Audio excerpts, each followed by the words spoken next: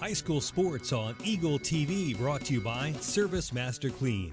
From the major accidents to the minor incidents, Service Master Clean of Hayes, Corey, Pam, and the entire staff support the efforts of Hayes High and TMP.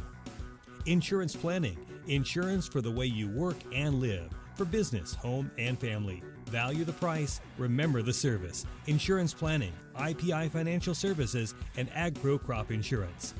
Thirsties. Before or after the game, the best place for a hungry family, team, or individual is on North Vine in Hayes. It's Thirsties Brew Pub and Grill. Check out their all-time favorites and new items on the menu too. Patty Bacon Rind Appraising, the lead provider of real estate valuations for the mortgage lending marketplace. With many years of experience, they have a proven track record. Contact Patty Bacon Rind today. Next Tech Wireless. They are the avid supporters of local high school athletic programs and have sponsored numerous high school events. They are committed to serving the communities they're in.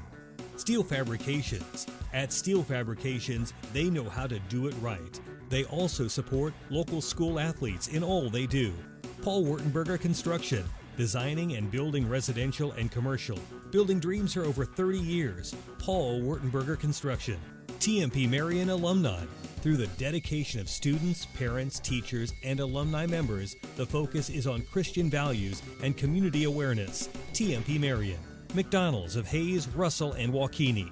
A great place to go for you or the team on your way home from the game. McDonald's, supporting local academic and sporting activities. Hayes Chevrolet. They have a huge selection of brand new Chevy cars, trucks, vans, SUVs, and a great selection of pre-owned vehicles. See them online at hayeschevrolet.com. NCK Tech. No matter what life you're trying to create, NCK Tech is here to help build a strong foundation. They are the local supporter of community events. Classic Quality Body Shop. They've been serving customers for over 33 years, so you know they have to be doing something right. Classic Quality Body Shop. Phase 2, always supporting local athletics. If you need quick printing of logos or designs on shirts, Phase 2 can handle any of your requests. They have you covered. At Phase 2, Leon's Welding. Welding, fabrication, sandblasting, powder coating, even a fleet of mobile welding trucks. Supporting local school activities for over 30 years. Leon's Welding and Fabrication. Eagle Broadband. Eagle Broadband is your trusted internet, TV, and phone provider. They offer many scalable, forward-thinking solutions such as commercial services, managed IT, and marketing solutions for businesses of all sizes. Eagle Broadband.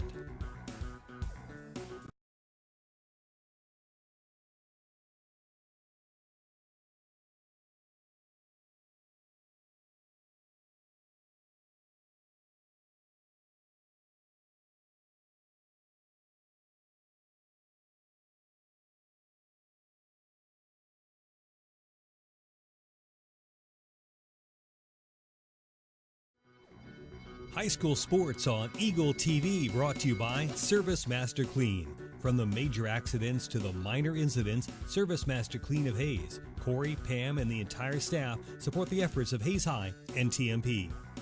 Insurance planning, insurance for the way you work and live, for business, home, and family. Value the price, remember the service. Insurance planning, IPI Financial Services, and AgPro Crop Insurance. Thirsties. Before or after the game, the best place for a hungry family, team, or individual is on North Vine in Hayes. It's Thirsties Brew Pub and Grill. Check out their all-time favorites and new items on the menu too. Patty Bacon Rind Appraising, the lead provider of real estate valuations for the mortgage lending marketplace. With many years of experience, they have a proven track record. Contact Patty Bacon Rind today. Next Tech Wireless. They are the avid supporters of local high school athletic programs and have sponsored numerous high school events. They are committed to serving the communities they're in. Steel Fabrications. At Steel Fabrications, they know how to do it right. They also support local school athletes in all they do. Paul Wurtenberger Construction. Designing and building residential and commercial. Building dreams for over 30 years. Paul Wurtenberger Construction. TMP Marion Alumni.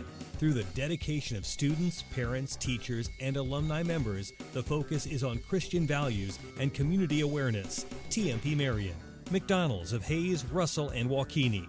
A great place to go for you or the team on your way home from the game. McDonald's, supporting local academic and sporting activities. Hayes Chevrolet. They have a huge selection of brand new Chevy cars, trucks, vans, SUVs, and a great selection of pre-owned vehicles. See them online at hayschevrolet.com. NCK Tech. No matter what life you're trying to create, NCK Tech is here to help build a strong foundation. They are the local supporter of community events. Classic Quality Body Shop. They've been serving customers for over 33 years, so you know they have to be doing something right. Classic Quality Body Shop. Phase 2, always supporting local athletics. If you need quick printing of logos or designs on shirts, Phase 2 can handle any of your requests. They have you covered. At Phase 2, Leon's Welding. Welding, fabrication, sandblasting, powder coating, even a fleet of mobile welding trucks. Supporting local school activities for over 30 years. Leon's Welding and Fabrication. Eagle Broadband.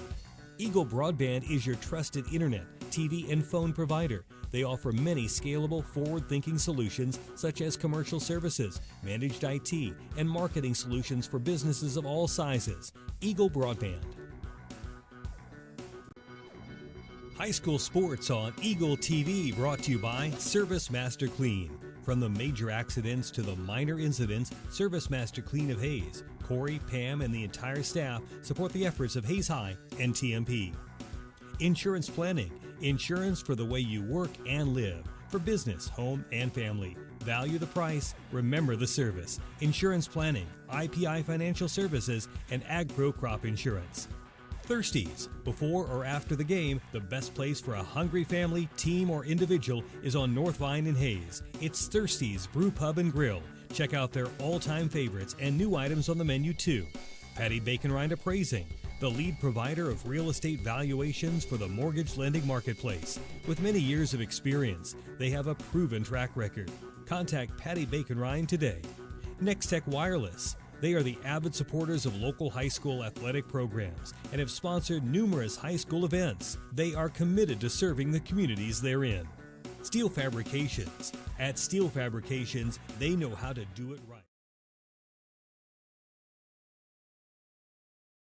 As we welcome you into Ellis, I'm Jonathan Swigert, along with Dave Barber, our studio producer and engineer Rachel Fox at the KHAZ studios as the Monarchs and Railers get set to battle here this evening in week number 2 of the high school football season. It's a Mid-Continent League showdown, but it's also an inter-county matchup between the Railers and the Monarchs. We're still a couple of minutes away here from kickoff this evening, and Dave, obviously week 2, you feel pretty good with both teams feel really good about, unfortunately, week 1 losses to 2 pretty good teams, and so another opportunity here in week number 2. Well, you mentioned it. They both played the defending state champs in their classes, so and both of them came away with pretty good performances. So, but this is what it's all about. We got another beautiful night for football, and it's in-county rivalry. I mean, if your blood's not beating, your heart not beating hard tonight, you better just check it in. Monarchs have won 3 of the last 5 meetings with the Railers and have won 2 in a row. Try to make it 3 in a row here this evening between the Monarchs and the Railers. Railers will be in their home gray uniforms with the black numbers trimmed in white. Meanwhile, the Monarchs will be in those white road jerseys for a second week in a row. The dark blue numbers, the dark blue pants, the Monarchs across the front with that Monarch helmets, and the new chrome TMP cross on the helmet as Coach Harris decided to go back with the TMP cross, and that dons the side of the helmet as well. That's our uniform update brought to you here in the pregame show by Phase 2. From business polos to team care, your first choice should be Phase 2 screen printing and embroidery. No minimum orders, plus a quick turnaround time. Phase 2 screen printing and embroidery just off of Vine on 22nd Street next to Big D's Rental in Hayes. Our broadcast also brought to you in part by Hertz Rent-A-Car, serving you from 609 East 8th Street. They've got clean, high-quality vehicles with many options, so give them a call if you need more room for a family vacation or a car that gets excellent gas mileage for your next trip at 623-4116. for your reservation. So just still a couple of minutes away here from kickoff. Monarchs and the Railroaders. The captains meeting in the middle of the field as we get the coin toss. We will run through real quickly the starters on the Ellis offense, and then we'll get you the Monarchs offense as well as we continue to roll along here. Ellis, talked about Connor Pfeiffer, the talented junior running back, big-time defensive player as well. He's kind of the anchor of that defense, but he also is a returning starter from a year ago in the defense or in the offensive backfield. He'll be joined by Daniel Eck, the 162-pound junior wide receiver, Tyson Jimenez, the 140-pound sophomore, and then Zach Eck, the 165-pound senior, and Sam Honus, the 152-pound sophomore. So that's a look at the skill players with Tegan Kane, the 5'10", 206-pound junior. He threw for 208 yards and 2 touchdowns a week ago against the Phillipsburg Panthers. Up front from left to right, Toby Woodworth, the 205-pound junior tackle, Austin McGuire, the 171-pound junior, Colton Lewis is in the middle, the 220-pound junior center, Brian Carbajal, the 188-pound senior right guard, and the left tackle is Nate Johnson, the 260-pound sophomore. That's a look at our starting lineups on offense for the Ellis Railroaders, and the Monarchs and Railroaders still going through the coin toss at the middle of the field. Of course, the Monarchs up front with Weston Pfeiffer, Connor Staub, Garrett Pfeiffer, Ryan Richmeyer, and Ethan Atherton from left to right. Lance Lang, the tight end H-back. We'll see him move all over the field. Jace Wentling and Colby Dreiling, the starting wide receivers in the backfield. It'll be Jace Lang, Cade Harris, and the quarterback is Bryce Sibes. That's a look at the skill position players for the Monarchs as we bring you our starting lineups and the coin toss.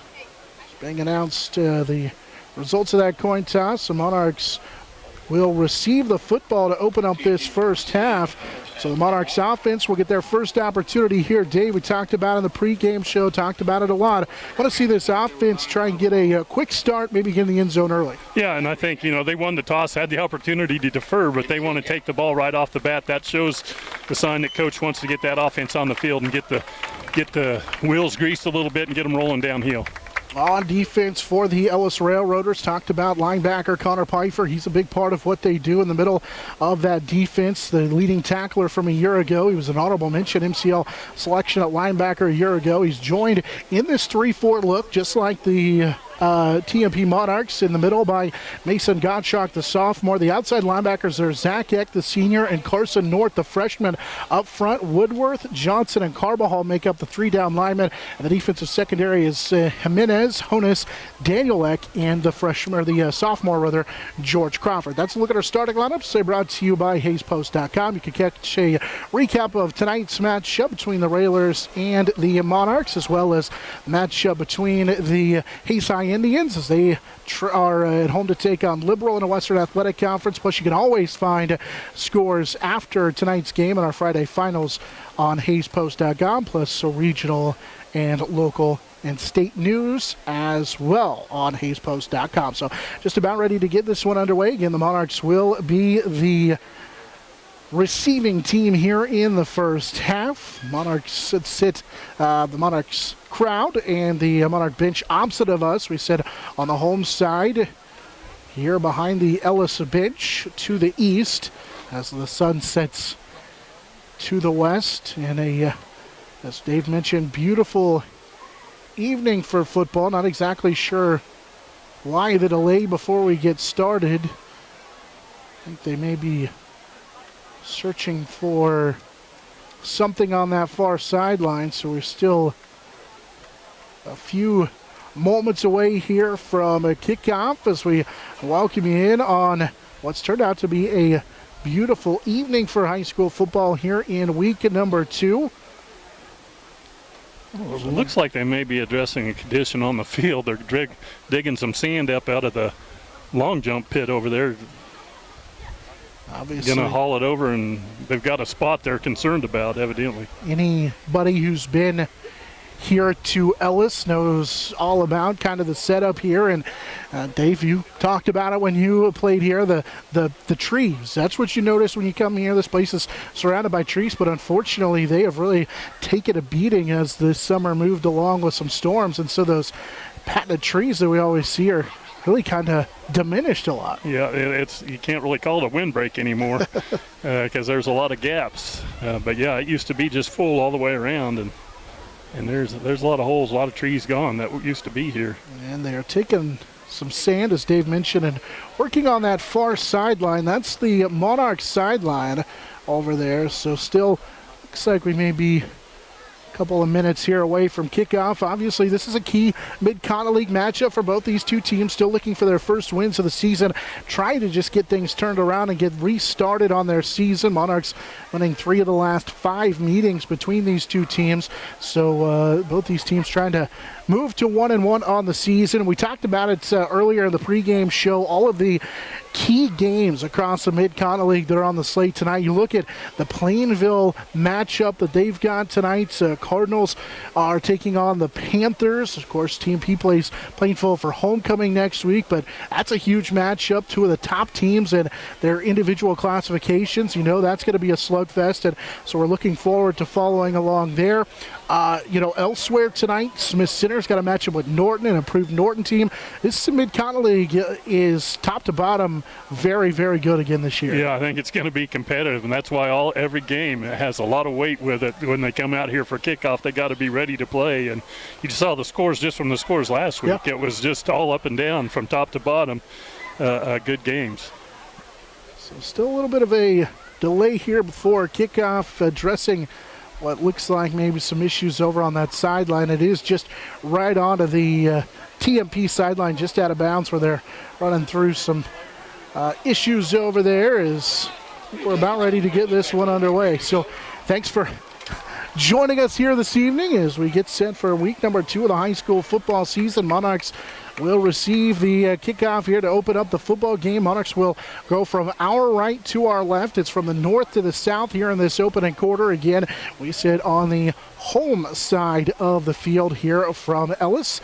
So we're just moments away from kickoff here in this one. Ellis has it teed up, and we're about ready to get this one underway. Brian Carbajal has it teed up. Monarchs in those road white uniforms for a second week in a row. You know, next week we'll be excited to don the home jerseys for the first time as Plainville comes to town for the homecoming week and week number 3 next week. So we welcome you aboard here in this one as Carbajal has it teed up, and we are just about ready to get week number 2 of the high school football season underway. Monarchs kick returners await the kickoff here as the whistle is blown, and we are about ready to get this one underway. Carbajal will kick it to the north. It's a short kick that will bounce and go out of bounds as Jace Wentling lets it go out of bounds, and the Monarchs are going to have great field position to start out this football game. It was out of bounds at the 16, and that'll give the Monarchs great opportunity here if they decide to take the penalty. As the first penalty of our ball game goes against the Ellis Railroaders. As Brian Carbajal's kickoff goes out of bounds. And the Monarchs, led by Bryce Simon Company, are ready to break the huddle and get this one underway. The 175-pound sophomore quarterback was 3 of 8 for 10 yards last week. He did throw those 2 interceptions, but he also ran the ball pretty well. Unfortunately, took a couple of big sacks that chipped into his rushing total. Finished with 23 yards on 14 carries. Had that 27-yard run on a fake punt on 4th down. So the Monarchs will take over from their own 35-yard line as we welcome you aboard here in this one.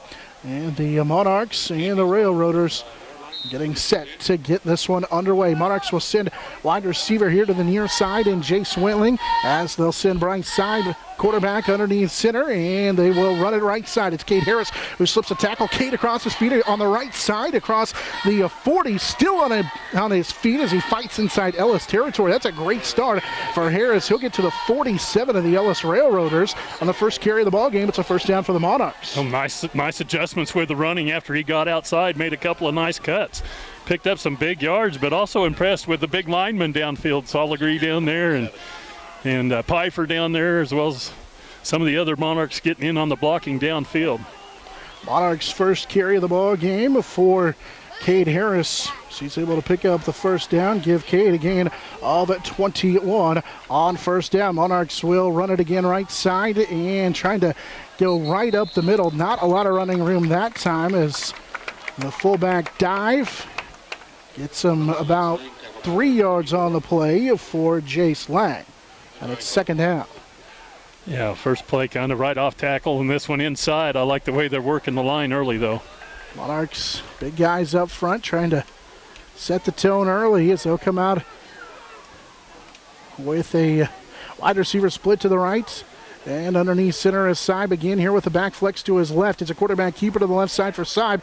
Saib trying to get a block and stay on his feet. It's going to be upended.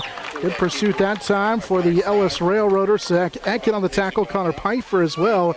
And a gain of about a yard on the play that time for the quarterback. Saib sets him up third down and a long 6. Sun still high in the sky over to the west. It's a warm day, but as Dave mentioned it's a beautiful day for football here as Saib will settle underneath center, send a man in motion. They're going to try and run it right side and nowhere to go for Cade Harris, shooting through and making the tackle in the backfield that time was Gottschalk. Mason Gottschalk, the linebacker, tackles Harris for a loss of 2 on the play. It's fourth down. Yeah, and see if they come out with a punt formation or not, but they're on the plus side of the field. But I think if they pick up a few yards there, they're going for it on fourth down now with a good defensive play by Ellis right there. Looks like they're still going to line up to go for it. Tried to run off that right side. They had success early, but unable to get anything going. Fourth down here, and they call it at 9 as Saib underneath center. Saib's going to drop back here on fourth down, looking to pass. Saib going to step up. He's going to air it deep, throws it up for Colby Dreiling, who comes back and makes the catch on the left hash mark, and that's a first down inside the 20. It's all the way down to the 15-yard line. So Colby Dreiling is able to pick up the first down. He's been moved to a wide receiver. Colby makes a big play that time.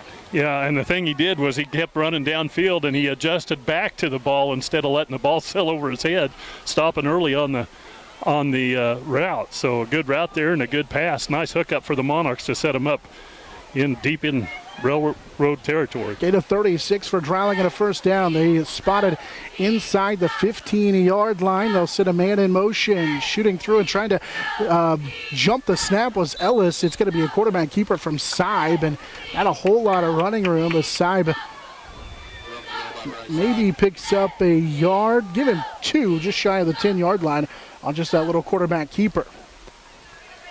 Yeah, I think he bobbled the snap a little bit and just tried to get what he could get. That's really a smart play, just to take what you can and secure the football. Saw a linebacker look like Gottschalk maybe shooting in there on the blitz as well. So it's second down here.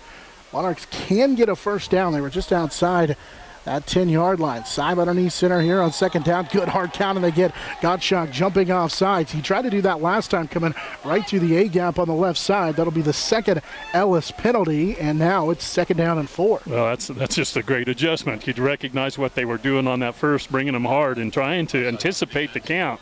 All you have to do is change it up a little bit and get a free one there. Monarchs have to get it inside the 3-yard line to get a first down. They'll send Whitling here to the near side. Saib with the offset back behind him on first down. A flex to the right side. It's Cade Harris. Harris trying to bow it and bounce it outside. He's trying to get to the corner. Harris will get to the goal line, and he's in for the Monarch touchdown. Cade Harris will score the Monarchs' first touchdown of the 2019 season as he's able to scamper in and score the touchdown.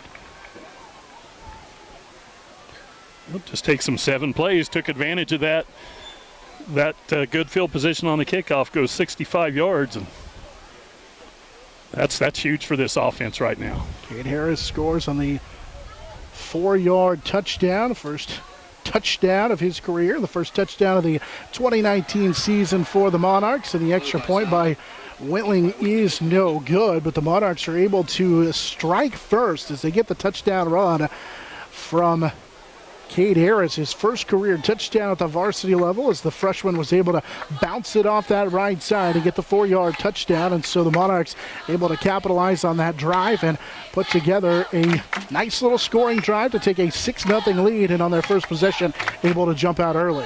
We talked about it. It would be so good for them to get off to a good start tonight, and boy, they did. They took off right after the kickoff, got a nice 21-yard gain by Harris to start this thing, and then big fourth down conversion too with the pass, and and made a couple of nice plays on that drive and capped it off. And the key there is they finished. So first touchdown of the season for the Monarchs, and as Dave mentioned, they convert on fourth down. They had the big run on first down to set them up with good field position. So you got to like what you see if you're the Monarchs, as Harris able to take it in from 4 yards out. So the Monarchs take a 6-0 lead here after the extra point attempt from Whitling was no good, but a good start here for the Monarchs offense as they're able to punch it in on their first possession here of the contest. And with 8:42 to go in this opening quarter, they lead 6-0 as Whitling has it teed up and is ready to kick this one off. Gottschalk and Jimenez back to receive the kickoff as Whitling has it teed up on the north 40 for the Monarchs. 8:42 to go here in this opening quarter. Good start for the Monarchs. So they scored their first touchdown of the 2019 season as Whitling has it teed up, and the kick is a high, good deep kick that will be fielded and then dropped by Jimenez right toward the goal line as he'll pick it up on the run and be swarmed and dropped. Good play that time by the Monarchs special teams. Jimenez will get it out to the 15-yard line before he's piled on by a number of Monarchs. Michael Hale and company in on the tackle that time. And with 8:37 to go here in this opening quarter, it'll be Ellis for the first time on offense, led by Tegan Kane and company as they take over at their own 15-yard line. Kane will work out of the shotgun, and they run it on this first play. And they get about 3 yards on the play with Connor Pfeiffer. It's running right up the middle. Yeah, Pfeiffer's going to be their workhorse. He was the workload, had over 100 yards rushing last week. Of course, he had one big one, 75 yards on one carry, so he's one of those keys you're going to have to hit him coming out of that backfield. 8:12 and counting here in this opening quarter. Monarchs on top 6-0. It's 2nd down and 7 after the gain of 3. Ball nearing the 15-yard line. The Ellis Railroaders. Kane again, pressure in the backfield for the Monarchs and just nowhere to go. Good penetration up front by that Monarch defense as Kane kept it. Richmeyer and company in on the backfield, and Kane loses about a half yard, stopping there on the tackle as well, and it brings up 3rd down and 9. Yeah, Richmeyer and Staub both got great penetration, nowhere to go, lost yardage in fact, so big 3rd down, get a 3 and out here. This will be the way they would have scripted it for the Monarchs tonight. Ball near the 15-yard line here on 3rd down. They'll go spread. Kane will roll to his right. Kane will throw, and he's got his man on a catch. That's going to be enough for a 1st down as they roll him to the right. And making the catch is Zachary Eck. He's got enough for a 1st down to the 29-yard line. And so he picks up 14 on a 1st down catch. Yeah, you see what Kane looks like at quarterback, so comfortable just rolling out, and timing was perfect as he threw the ball before the break on the out pattern. Really nothing much that Lance Lang was there on the coverage, but the break and the throw was so well timed it was hard to cover. Kane, a well put together junior at 5'10" or so, 206 pounds, and he's like a good put-together quarterback. They're going to run the read option here. Handed off to Pfeiffer as Connor Pfeiffer slips a couple of tackles. And he'll come to the near sideline as he picks up a good gain of 6 on the play before Dreiling brought him down. Spot him up to the 35-yard line. Pfeiffer had an opportunity to make a tackle pretty close to the line of scrimmage, but like you said, he was just able to slip through there, pick up a nice gain.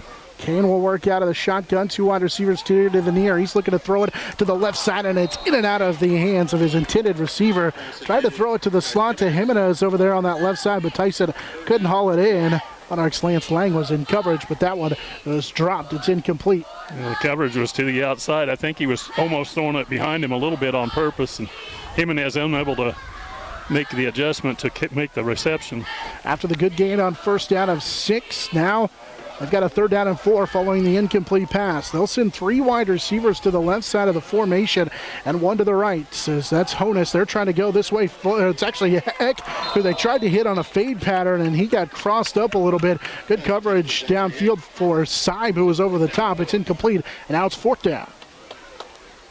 Yeah, ran a kind of a delay route on hesitation and had him kind of on the fly, but again, unable to come up with a play on the pretty well thrown ball to the outside shoulder. It looked like Eck maybe turned to the inside. Here's a low snap on the punt that is just going to be a low line drive kick, picked up on the run by Harris. Cade will come to the near side across the 40 and then be stacked up by Brian Carbajal and Sam Honus at the 41-yard line. So the Monarchs eventually able to force the punt, and Ellis gives it back. So the Monarchs, after forcing the punt, they did give up a 1st down on the play, but they get it back. Monarchs leading 6-0 with 6:15 to play here in this opening quarter, as they'll take over. Good field position with 6:15 to go in this opening quarter. They'll take over from their own 41-yard line. Wentling will be the wide receiver here to the near side. They'll have a flex to the right. They'll send Lance Lang in motion, and Seib's going to hand it to him, trying to run it to the outside as Lang bows and gives up a bunch of space, and he's going to be dropped back to the 36-yard line. It works on the touchdown for Cade Harris to give up a bunch of space and then cut it back up the field. That time Lance Lang will lose 4 on 1st down. Well, just a little bit of a counteraction, bringing him in motion this way and turning him back the other way. But Ellis defensively got a lot of penetration on that far side, and play had no chance. Yeah, Carbajal and company were in there on the pressure in the backfield. So the Monarchs now kind of on schedule here, and now it's 2nd down and a long 14. Wide receiver to the right side. They send a man in motion. Here's a little counter play to Harris, right side. Cade hit and drags a defender. He gets close to the 38-yard line as Carbajal makes the tackle. It'll go down as a gain of 2 for Harris on the counter, and now another 3rd down facing the Monarchs. Yeah, 3rd and long. That's another probably throwing situation. Last time they really gave Seib a lot of time to find Dreiling over the middle, so they can see if they can afford him that kind of protection again. Set it up just shy of the 29-yard line. They needed to get it across midfield for the 1st down. Underneath center aside with the wide receiver to the right and a back flex to his left, 2 behind him. He's going to straight drop to throw it. Seib steps up, looking to his right, airing it deep. It's a jump ball for Willing, who comes back and has it knocked away with a flag coming in late here on the near sideline. That ball was poked away. Good coverage downfield. Sam Honus was the man down there who was able to knock it away. That ball was underthrown, and Wheeling had to come back. We'll see what the flag is. It's on the near sideline. The official here on the side judge is the one who threw it. It's going to be the 3rd penalty, it looks like, on the Railers, because it's on their sideline. Now, whether it's on the sideline or if they call... Giving them a sideline warning. So they do give them the sideline warning. Sideline warning on the Railers. That usually happens when the official running downfield gets tripped up by somebody that's not supposed to be on the field. We saw the Ellis coaches,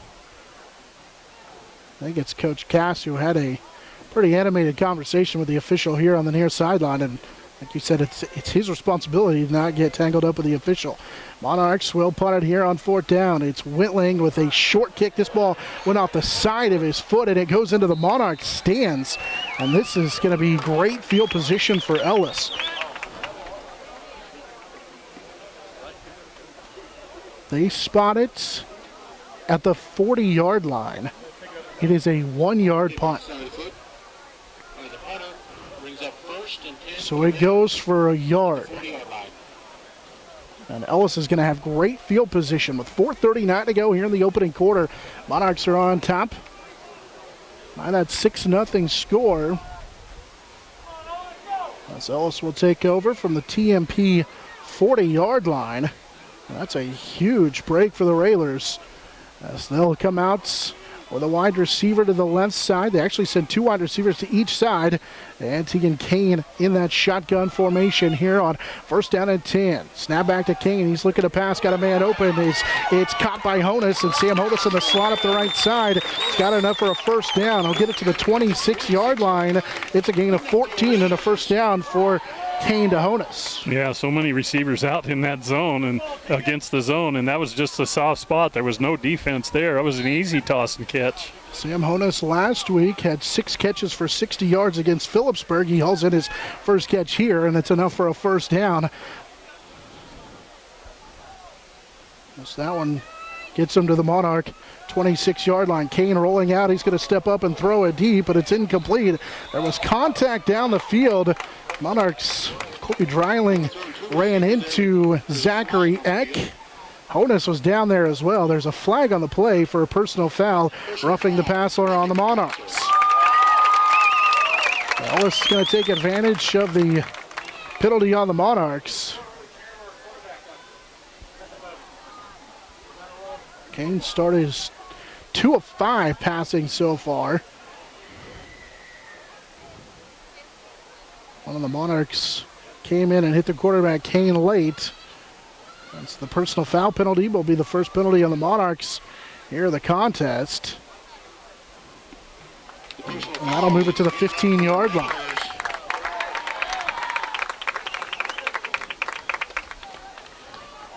So third penalty, or make it the third first down of the contest for the Railroaders, as it moves them to the TMP 15-yard line. 2 wide receivers to the left here on first down. They'll run it with Pfeiffer. Connor tried to slip off that left guard position and does a nice job to get up to about the 12, so give him 2. Actually to the 11, give him 3, where he's brought down by Dreiling and Connor Staub on the third carry of the game for Connor Pfeiffer. Again, they're getting some good push up front, coming in low, and Staub that time did a good job of cleaning it up for him. Honus, the 6', 152-pound sophomore wide receiver, runs into play. He had that big gain earlier here in this first half. Extra wide receiver to the near side. Honus is the tight end as they go play action, looking to throw. Pressure in his face. Kane will take off and run, trying to angle to the left side, and he will get into the end zone. An 11-yard touchdown run for Tegan Kane, and we are tied at 6 with 3:32 to play here in this first quarter. On the touchdown run for Tegan Kane. They didn't ask him to run a whole lot last week, but he had a 6-yard touchdown run. Here today, he's got an 11-yard touchdown run. Yeah, you got to keep him contained as he breaks outside there, caps off a 4-play, 40-yard drive for the Railroaders. And now on for the extra point. It is good. So Kane able to score the touchdown, then he adds the point after touchdown as well. And it's a 7-6 lead for the Ellis Railroaders with 3:32 to go here in this opening quarter. They take advantage of the bad punts and are able to score on the 40-yard drive. Yeah, just a couple of nice plays made by the junior quarterback with the passing game, then with his legs. You know, yeah, he's an athlete. You gotta account for him. Just play broke down. Defense had pretty good coverage, but nobody there around that edge as he went in for the touchdown. Now that 14-yard pass play on that drive to Sam Honus, then capped it off with the 11-yard touchdown run as well. And just like that, Ellis has the lead. It's their first lead of the 2019 season as they were down big to Phillipsburg into the third quarter. Didn't score until that third quarter against Phillipsburg, and you can see that spread offense and Tegan Kane able to put together a nice drive. They're able to take the lead here on the extra point to make it 7-6 with 3:32 to play here in this opening quarter as Carbajal has it teed up. Monarchs with Wentling and Harris back to return. And Carbajal's kick is a line drive kick that'll be taken at the 8 from Jace Wentling on the near side. Wentling's got a block at a seam as he'll get across the 30 to the 35 and be brought down at the 36-yard line. Good return for Jace Wentling as he's upended by Honus. And the Monarchs will take over at their own 36-yard line. Well, they've had the advantage of field position so far until they gave that bad punt away. But starting again, pretty good field position here with a nice return from Wentling. Just across the 35 to the 36. One wide receiver to the near side. They have two backs behind, Seib in the backfield, and they'll run it. It's Jace Lang, who gets his first carry, and Jace with a nice carry to the 42-yard line. Right up the middle. Strong running, strong blocking. And that's actually the second carry for Jace this first quarter. He's got 9 yards on 2 carries. He had 4 carries for 16 yards last week in that matchup with Smith Center. Wentling will be the wide receiver here to the near side on a 2nd down and 4 with under 3 minutes to go in the first quarter. Two backs behind Seib. He's underneath center. Counter play for Harris right side. Kate tried to bounce it. Now he'll cut it back up inside. And just not a lot of running room that time. He picks up a yard on the play. Pfeiffer, Gottschalk, and Honus in on the tackle. And Harris picks up 1 yard on the play. And now it's 3rd down and 4 facing the Monarchs. Harris already with 5 carries in the contest for 26 yards. He did have that 4-yard touchdown run. 21 yards coming on that first carry of the contest for him. Wentling will be the wide receiver to the near side on 3rd down and 4. They're going to pitch it right side. Harris is going to keep it. He got a block from Lang. Right side, and then he gets decked right at the line of scrimmage. Big hit on that far sideline. As looked like Honus was the one who came up and made the play. They'll give him forward progress of a yard, but it's still 4th down and 3. The Monarchs are unable to convert on a short carry for Harris. Boy, and it looked like he was going to get there. He kind of planted his foot, looked like he was going to run. Honus, just great reaction for Ellis defense. Comes in there and really nice hit. Ball at the 44-yard line, so here's the 4th down for the Monarchs. And they're going to go for it. As Seib underneath center, and we've got a flag before the play. Monarchs have looked a little slow off the line of scrimmage through this first quarter. It was in the Monarch backfield, so you got to imagine this is going to be on the Monarchs. It is a false start. They had 13 penalties for 70-plus yards a week ago, and they'll pick up their second penalty here for 11 yards. That'll back them up to their own 39-yard line. And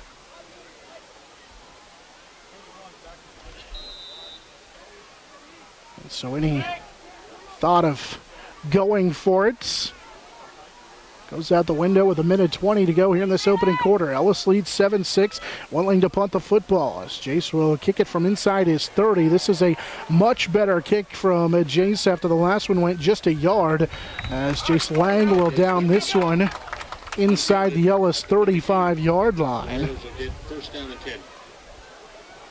So much better 27-yard punt that time. And Ellis will take over with 1:09 to play here in this first quarter. They lead 7-6 following their last touchdown drive in which they covered 40 yards. As they'll take over again inside their own 35. Call it the Ellis 33-yard line on a 1st down and 10. As Kane will work out of the shotgun. Play action now rolling to his right. Tried to dump it off. He's got Honus who will make the catch. Honus across the 40. He's got a 1st down. As Honus will get him across the 40 to the 42 before Wentling and Ethan Atherton makes the stop. It's a gain of 9 on a 1st down. Well, that's just a drag pattern underneath. They brought the receiver near side with a kind of a flare-out pattern.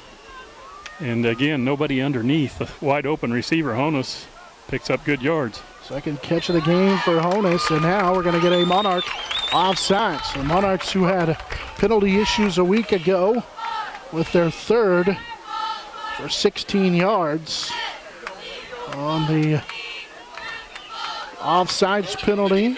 Ellis will pick up their 4th first down of the first quarter. 36 seconds to play here in this opening quarter. 7-6. Ellis with the lead. They scored on the Tegan Kane 11-yard touchdown run. Monarchs scored on their opening possession on a 4-yard Kate Harris touchdown run.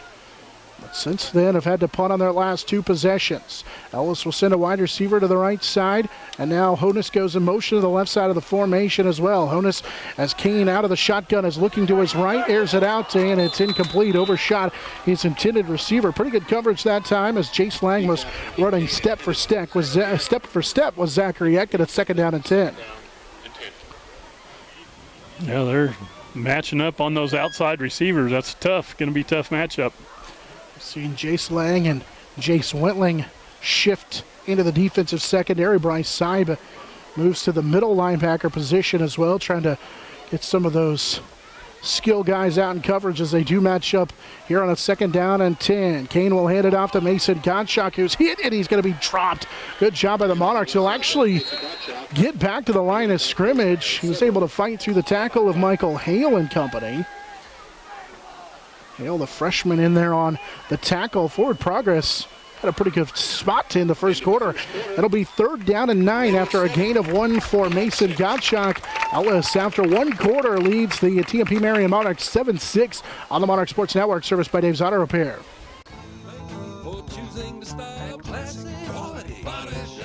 Classic Quality Body Shop has had the pleasure of serving this area since 1984. Much like a sports team, Shelton and his team have worked hard, grown together, and followed the playbook of taking care of customers to become one of the most highly regarded body shops in the area. Support your local team, whether on the field or when choosing who you do business with. Thank you for choosing the style Classic Quality Body Shop. See their ad in the Next Tech directory.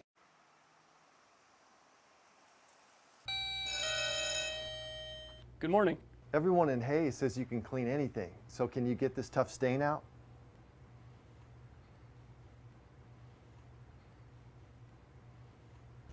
Grape jelly, we can get that out. Wow, you guys really are good. Master Cleaners in Hayes offers a variety of services including dry cleaning, alterations, laundry, tuxedo rentals, and free pickup and delivery. This is Eagle TV. Railroaders have a 1-point lead over the TMP Marion Monarchs. Both teams, for the first time this season, were able to find a lead on the scoreboard. Monarchs opened the game with a touchdown as they were able to drive right down the field and score. Thanks to that 65-yard touchdown drive, they capped it off with a 4-yard touchdown run for Cade Harris. A couple of drives later, Ellis was able to find the scoreboard for the first time in this one, thanks to their quarterback Tegan Kane, who scored from 11 yards out. And now they've got a 3rd down and 9 just inside the Railroader territory at their own 49. As Kane will work out of the shotgun, Jimenez goes in motion to the left. Kane's going to roll that way, looking to throw, sets his feet, throws it late, and overshot his man. He threw it over the head of Tyson Jimenez by a long ways, and so it's incomplete. Good coverage down the field. Lance Lang.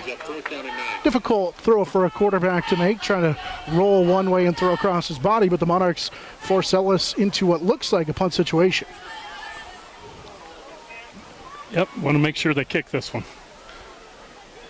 Kane has completed 3 of 7 passes for 38 yards. As here on 4th down, they will kick it away. It's Honus. Actually, it's Connor Pfeiffer. And Pfeiffer with a short kick that will go out of bounds inside Monarch territory. The 30. They're going to spot it at the 38, and that's where the Monarchs will take over. So Monarchs, much better field position this time, and need to try and maybe put together a little drive here and answer early here in the second quarter. Yeah, had such a nice first drive, kind of stalled out on the last 2, so be good to see them put a string of plays together here. Take over at their own 38-yard line, 11:49 to play here in this opening half of football. Monarchs trail by 1. Lang will go in motion, and they'll give it right side to Terrace. He got away from one man trying to get to the corner. Cade has nowhere to go. It's all gray jerseys, and it's going to be dropped inside the 35. Back to the 34-yard line. He will lose 5 on the play. Carbajal and a number of Ellis Railroaders were in there for the tackle. 2nd down and 14 after the loss of 4 for Harris. Now this Railroad defense continues to be aggressive on those stretch plays to the corners. They just pursuing extremely hard. Maybe you got a reverse play somewhere down the road. might leave that backside empty. Side with two backs behind him. One wide receiver as Wentling split to the left, and Richmeyer just a little ahead of the snap. It seems like the offensive line, one side of the offensive line is just a hair quicker than when the ball is being snapped. It seems like it's a little lethargic almost in the snap. And so the false start penalty for the Monarchs will be their fourth. Talked about it. That's an issue they had a week ago. Now 4 for 21 yards. And you move the ball inside the 35 to the 34-yard line.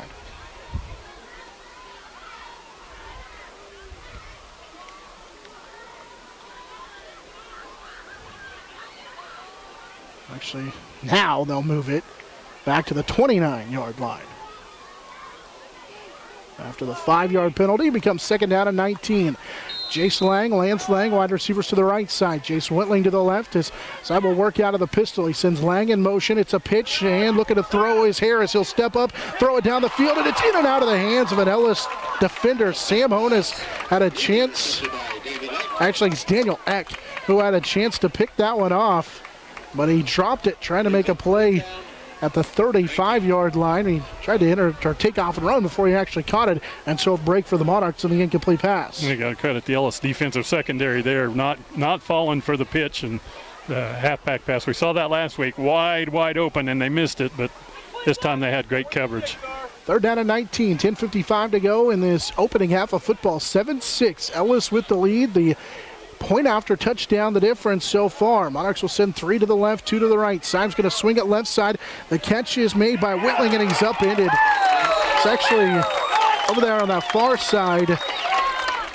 Colby Dreiling made the catch, and then he was upended. Tyson Jimenez gets in there to make the tackle back to the 28-yard line. Monarchs going in reverse this time, and they're going to have to punt the football away. As Colby Dreiling makes his second reception of the contest, but he ends up losing 4 that time. And now the Monarchs will bring Whitling to kick it from inside the 30, and now we've got a whistle. Monarchs maybe trying to draw Ellis offside. Nope, the Railers decided to take the timeout. So Ellis will take their first timeout here of this first half. They lead 7-6 with 10:16 to play in this first half. You can save when you insure both your home and auto with Shelter. See Shelter Insurance agent Dustin Shoemaker for details. Ellis scored an 11-yard touchdown run from Tegan Kane. Monarchs got a first quarter touchdown run from Cade Harris. Tegan Kane made the extra point. Monarchs missed their extra point, and so that's how we've got to this 7-6 score in favor of the Ellis Railroaders. Our game brought to you apart by Next Tech, Midwest Synergy, Heartland Building Center, Gibbs Auto Supply, Steel Fabrications, and Discount Siding. Monarchs going to have to find their rhythm on offense again. They came out and had that nice 7-play drive to start the game, and the last 3 have been 3 and outs. Jay Swelling back to punt the football once again. Ellis has Jimenez back to receive the punt as he stands close to the Ellis 30-yard line. Wentling on his third punt of the contest had to go up high to get the snap, and then gets away another pretty good kick that will take an Ellis bounce inside the 40 and go out of bounds at about the 40-yard line, maybe the 40. Oh, they spotted or it bounced out of bounds. I say it bounced out at the Ellis 39-yard line. And now Ellis right back out there offensively. They were able to put together a touchdown drive in that first quarter, capped off by the Kane touchdown on the 11-yard run. And now with 10:09 to play in this first half, they'll take over at their own 39-yard line on first down. Send a wide receiver to each side. Snap it back to the quarterback, Kane. Pressure in his face and the handoff, and he's able to get the handoff to Pfeiffer, and then Weston Pfeiffer comes through and makes the tackle. That'll be a loss of a yard. Weston Pfeiffer in the backfield with a tackle for loss. Yeah, Weston Pfeiffer getting blocked pretty hard. He did a great job of just holding his ground and making a play right at the line of scrimmage. Good start for this defensive series for the Monarchs. Connor Pfeiffer had 19 carries, 114 yards last week. Had a couple of big carries, a gain of 35. But he loses a yard there. Snap back to Kane out of the shotgun, looking to the near side. He's got his man. It's Honus who will make the sliding catch on the left side. It's actually Jimenez who will make the sliding catch. And he picks up 3. It'll bring up 2nd down and 8. As the first catch of the contest for Tyson Jimenez. Goes for 3 yards.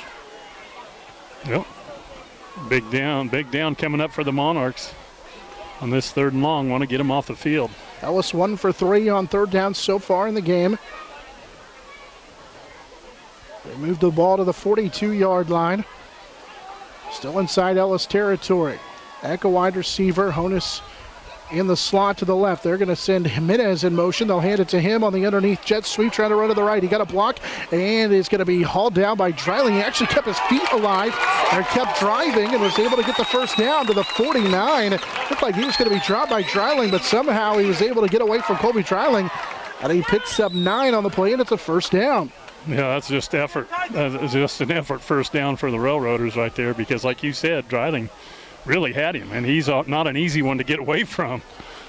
140-pound sophomore at 5'5" was able to slip the tackle, and it sets the Railroaders up inside inside TMP territory now at the 49-yard line. As Kane will work out of the shotgun, pitch it left side for Mason Gottschalk. He slips the tackle. Gottschalk inside Monarch territory, inside the 45, and he's able to get to the 42-yard line. So a gain of 7 brings up 2nd down and a short 2.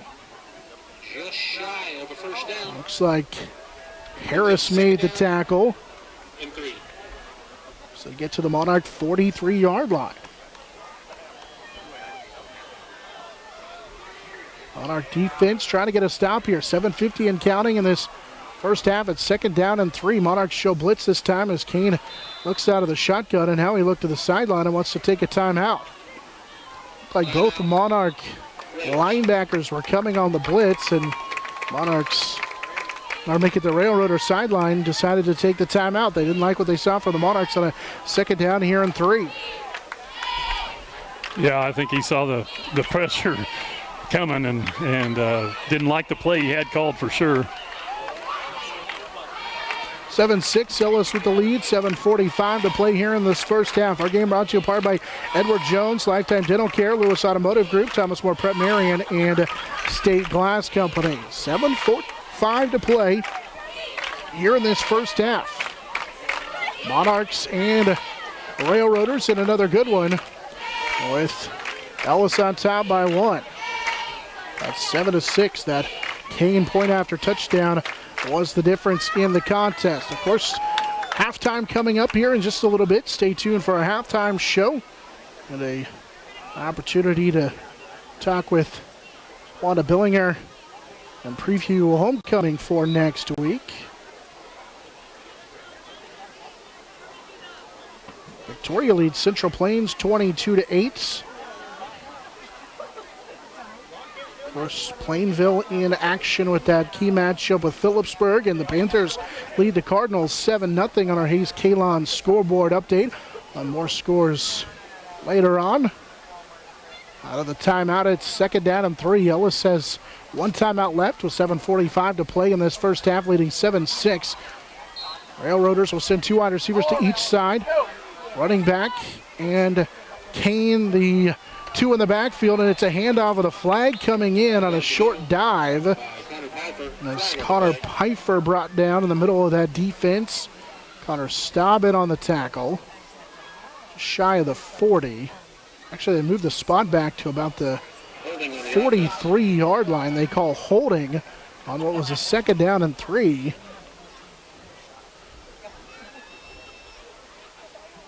And so they'll push him back and redo it. Coach Harris telling the captain, Jay Slang, that take the penalty, move him back 10 yards. Ellis was their 3rd penalty. Of course, they kicked the opening kickoff out of bounds. And so 3 penalties, 15 yards. And now that one moves them back inside their own 50-yard line, back to about the 48, 47-yard line here on a 2nd down and 13.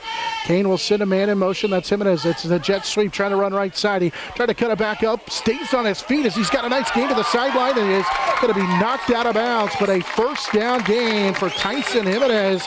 Kate Harris saved a touchdown as Kane, see where they spot him out of bounds. It's enough for a 1st down. They spot him down to the TMP 35-yard line. Well, the Railroaders have something working, attacking the edges of this Monarch defense here early, finding quite a bit of room around the corner.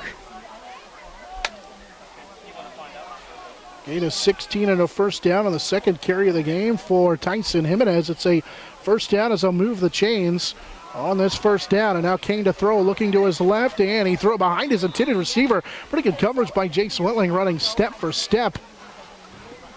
That was Jimenez again. And so it's incomplete. Up this left side, it's 2nd down and 10. They're not afraid to stretch the field. Like you said, pretty good coverage and a pretty good job of Wentling turning to try to find the ball. Ball sets just outside the Monarch 35-yard line. 7-6. Ellis has the lead. Monarch scored on their first possession of the contest. Ellis would score a couple of possessions later. They got the extra point, and that's the difference in the contest. Is they've got a 2nd down and 10 from the Monarch, just outside the Monarch 35. The quarterback Kane, play action over the middle. It's an interception taken away by the Monarchs' Bryce Seib. As Seib will return it across the 35 and then be stacked up from behind. Bryce in his linebacker position was able to come away with the interception. He'll return it to the 43-yard line and with 7:16 to go here in this opening half. Monarchs offense back out there trying to cut into this 1-point deficit. Well, that's a great play and a great break for the Monarch defense as Seib slides underneath that pattern, just picks that one right out of the air and takes it back in a nice field position again for the Monarchs after the turnover. Monarchs will take the timeout. Good opportunity here to gather themselves, but what a huge play that was because Ellis was driving. You said they figured something out. Yeah, they had some momentum going. They had that was the 7th play of the drive, so they had put some stuff together there, moving it downfield, and that's a huge momentum shift right here, and the Monarchs really need to take advantage of it. First interception of the season by Bryce Seib. Sets the Monarchs up with pretty good field position. They have really struggled after that bad punt. They haven't had the good field position they had all year, a lot of the game there in week number 1. That's the 3rd career interception for the sophomore Bryce Seib, and it sets the Monarchs up as they get the timeout with great field position here. Ellis was driving, but the interception will give the Monarchs the football back at the 7:16 mark of this first half. You needed a break. You knew you needed to force a turnover somewhat. Well, and Seib's one of those guys. He just always seems to be around the football, and he just has a knack and a head for the game, and that's a huge play. See if the Monarchs can take advantage of it right here. Junior quarterback Kane a week ago did not have an interception. He's coming off a season in which he threw 5 last year with his 4 touchdowns. Of course, only started 6 games at quarterback as Zach Eckett started at quarterback, in fact, started against the Monarchs in week number 2. Seib will go underneath center, send Lance Lang in motion. They're going to run it to the right side. It's a quarterback keeper. Seib looking for some running room and just not a lot there. Off of that right side, it's kind of that quarterback jet sweep. He picks up a yard and a half, maybe 2, as Crawford, the quarterback, will make the play. It's 2nd down and a long 8. Boy, they continue to. Their pursuit is so hard to the edge. It's an Ellis defense, and there just has not been a lot of room. Most of their best runs have been right up the middle or right off tackle. Monarchs had under 30 yards rushing in that first quarter. Here's a handoff for Jace Lang. The big junior spins and gets stood up in the middle, close to midfield. They'll spot him at the 50. That's a gain of 5. So a good gain that time as he's able to get to midfield, give him a gain of 6 on the run for Jace Lang, his 3rd carry of the contest. Yeah, and again, right up the middle, and it just strong running, and he's not going to be an easy one to bring down. Monarchs, big fellas up front. Legree at the center. Staub and company. Pfeiffer up there as well. Sets him up third down. Ellis coming on the blitz. It's a handoff. Harris hit in the backfield, and he's dropped. Coming through and making the play was Eck. Mason Gottschalk came through on the blitz. It's a loss of 2, and now it's 4th down and 6. Brings up 4th down and 6. Well, with the field position, Monarchs have kind of been prone to go for it. They're near midfield. Down 1 at 7-6 with 5:35 and counting. Here in this first half, wide receiver is Wentling to the left. Side will go underneath center with a man flex to his right. They're going to pass it on 4th down. Side with pressure coming. Spins away from a man in the backfield. He's going to roll to the right. Side looking downfield. Throws on the run, and he underthrew it, and coming back and making the play on a catch to the 33-yard line is Colby Dreiling. It's a 1st down. Monarchs, you can move the chain on 4th down. Yeah, I think was it Dreiling or was it Wentling? One of them, either one of them, whoever it was, made a great play to adjust to come back to the ball. It was Wentling who made the catch, so it is Wentling who will get the 1st down. That was a great play down the field, and the Monarchs have it down to the 33. Actually call it all the way down to the 31-yard line, so it's a gain of 18 on the pass play. And the first catch for Wentling. They had a good 4th down conversion on that first scoring drive. Maybe that's the magic combination here. This is the 2nd 1st down for the Monarchs here of this first half. They're going to run it with Harris. Cade has the seam to the left side, and so get across inside the 30 and be wrapped up from behind at the 25-yard line. Jimenez makes the tackle. It's a gain of 7 for Cade Harris running off to that left side. Brings up 2nd and 3. 2nd down at about 3 facing the Monarchs with 4:25 and counting. In this opening half, they're down 7-6. Get down there in a minute, 18. And they've got it to the 25-yard line.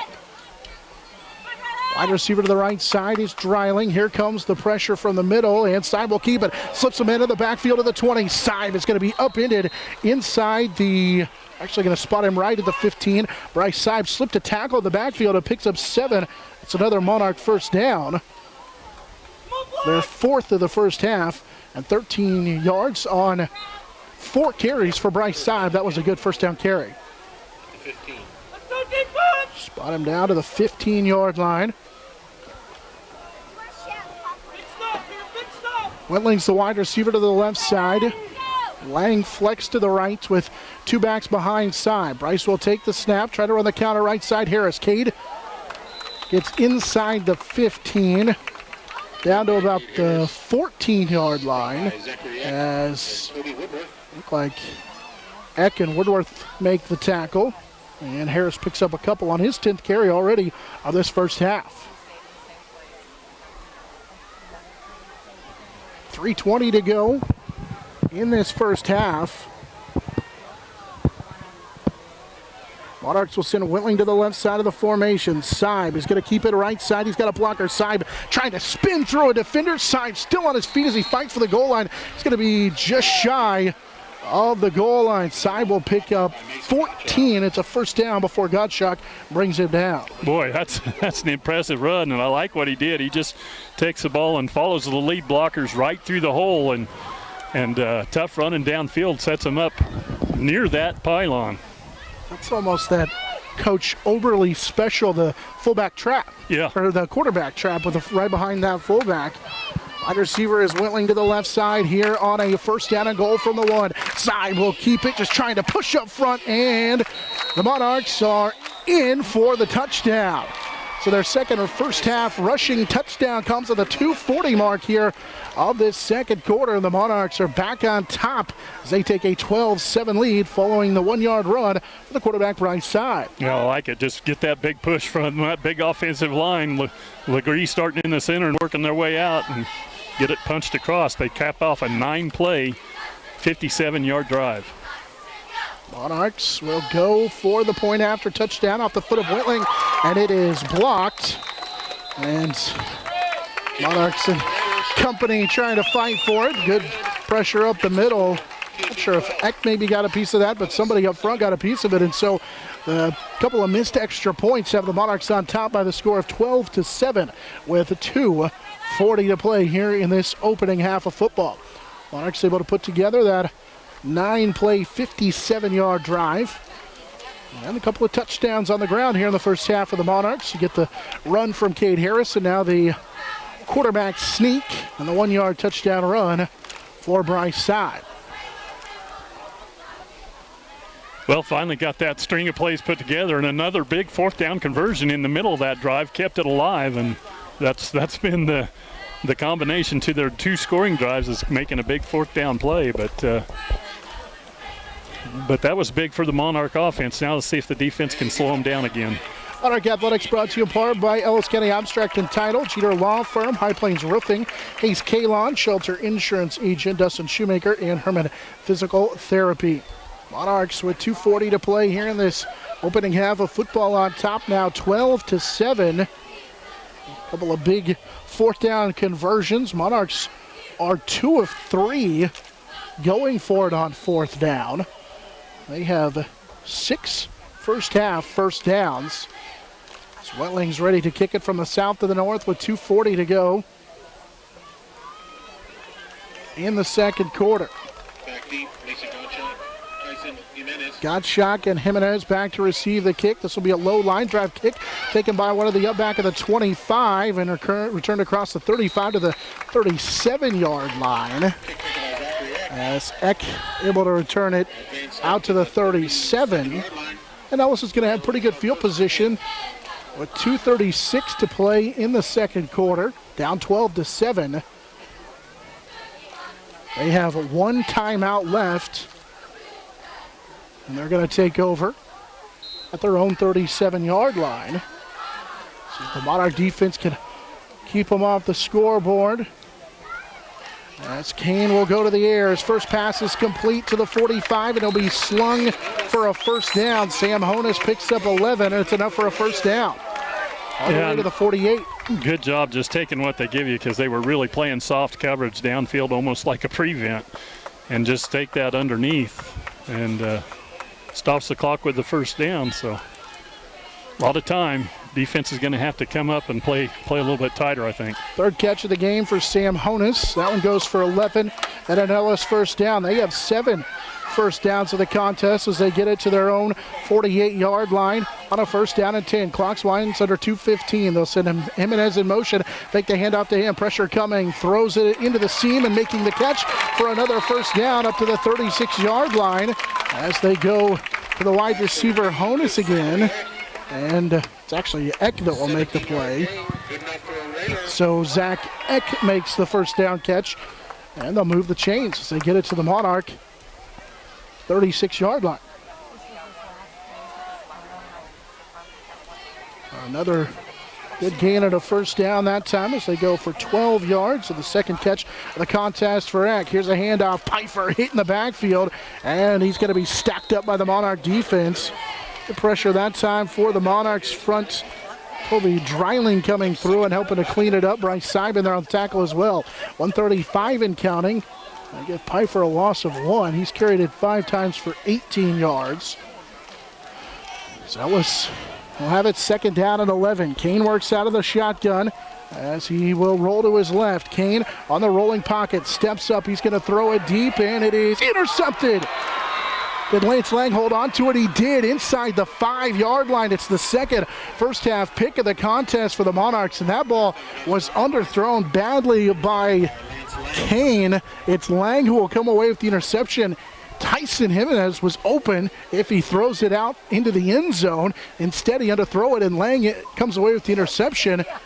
I'll say he takes over, looks like at the 5-yard line.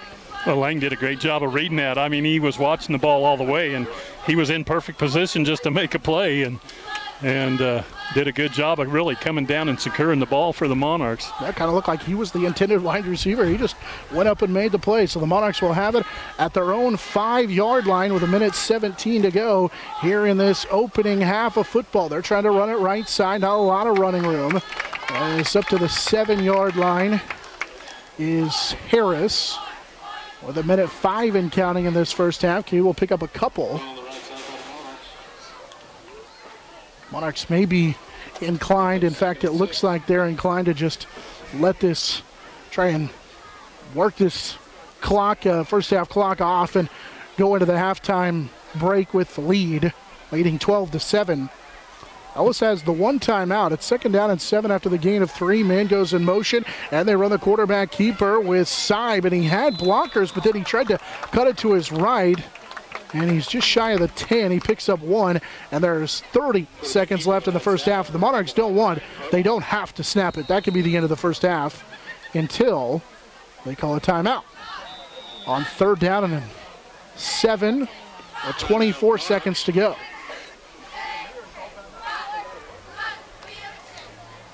Seib that time picked up just a yard, maybe 2 on the play. It looked like he had on that fullback or on that quarterback, I don't know if you call it a quarterback lead, a quarterback dive off to the right side, but it's power because he's got fullback and blockers in front of him. He had room, but he tried to cut it to the right side. Picks up just a yard. So with 24 seconds to go here in our first half, Monarchs take the timeout, facing a 3rd down and 6 deep inside their own territory. Yeah, security of the ball right now is the main thing. Cannot afford to just, you put one on the ground here. So whatever the play is here, you want to make sure you cover up and secure the ball. Ellis has 1 timeout. Monarchs have 2 now. So theoretically, if you're Ellis, you're thinking maybe try and get a stop, and I think the Monarchs have to punt the football and, who knows, come after it. So this is a big play. So Monarchs will break the huddle with 24 seconds to play in the first half, leading 12-7 with a wide receiver and Whitling to the left. 2 backs behind Seib. He'll go underneath center on a 3rd down and 6. Straight drop. Seib with pressure in his face. He's going to take off and roll to the right. Pressure from behind, and he's going to be knocked down, and a timeout called by Ellis. So Ellis gets the timeout with 17 seconds to play. It's a sack back to the 4-yard line. So you lose 6 on the sack. 4th down and 12. And it's 4th down and 12. Timeout, Raiders. So a sack by Ellis makes the Monarchs have to punt this football away. And it comes with 17 seconds to go here in this first half. Yeah, and it's one where your punter's going to be backed up against that back line in the end zone, so you got to make sure, you get a good snap and take care of the football and try to get a best punt away you can. We saw the high snap the last time. We also saw Whitling with a 1-yard punt earlier here in this first half. 17 seconds to go. If you're Whitling, the most important thing is catch the snap and then get the punt off. If everything goes awry, step out of the back of the end zone, because you're going to be standing right on the line. Well, that's not the worst thing that could happen right here. It'll be Jimenez to return this punt. He stands right around the Monarch 40-yard line. And Whitling standing in his own end zone on a 4th down and 12. 17 seconds to go.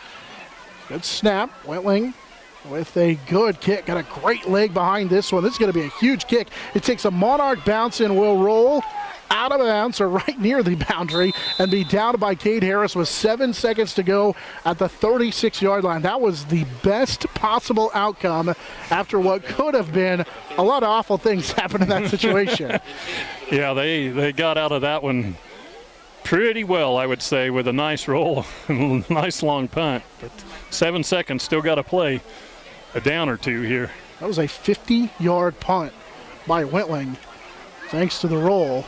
And with 7 seconds to go in this first half, Ellis has one more chance at it.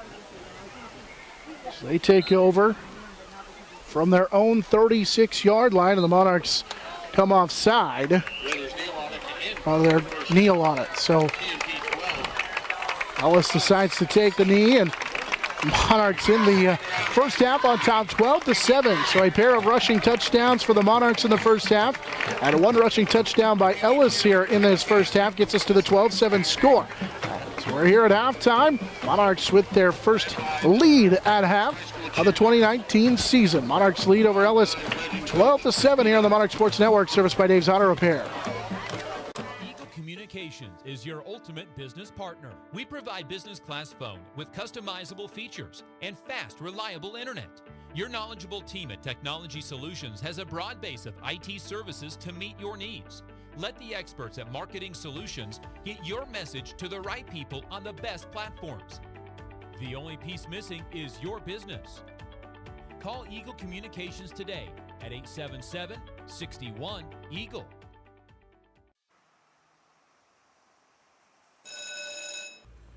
Glad to see you're back. These are my favorite shorts, and I have no idea what I got on them.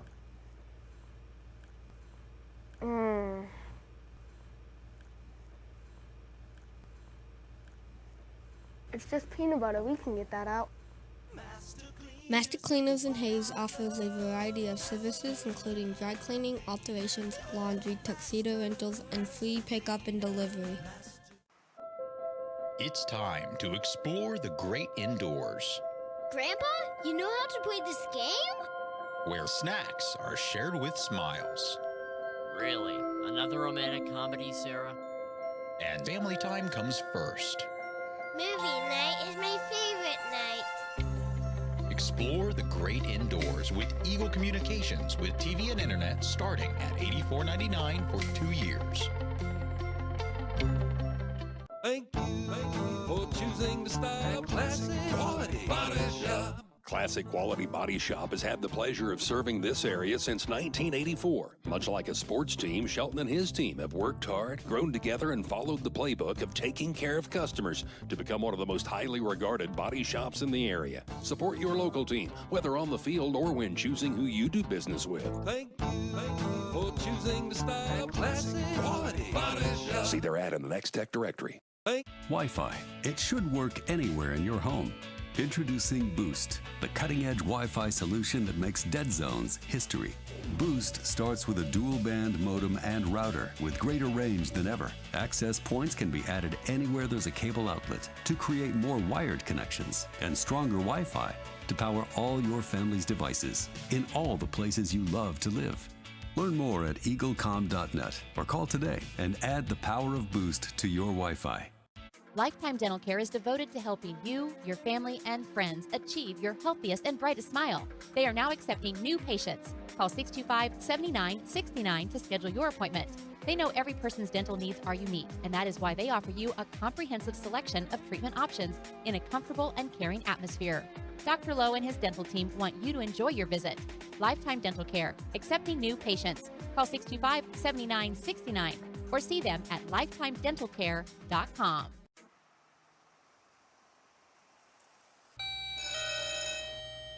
Good morning. Everyone in Hayes says you can clean anything, so can you get this tough stain out?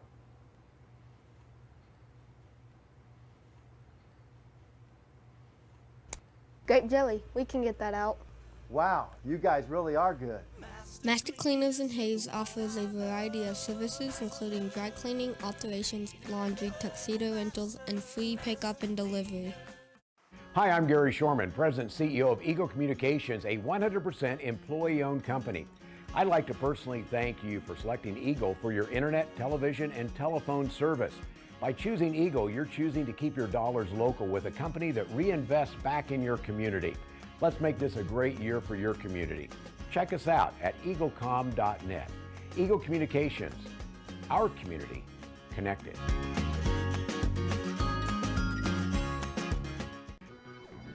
High school sports on Eagle TV brought to you by Service Master Clean. From the major accidents to the minor incidents, Service Master Clean of Hayes, Corey, Pam, and the entire staff support the efforts of Hayes High and TMP. Insurance planning, insurance for the way you work and live, for business, home, and family.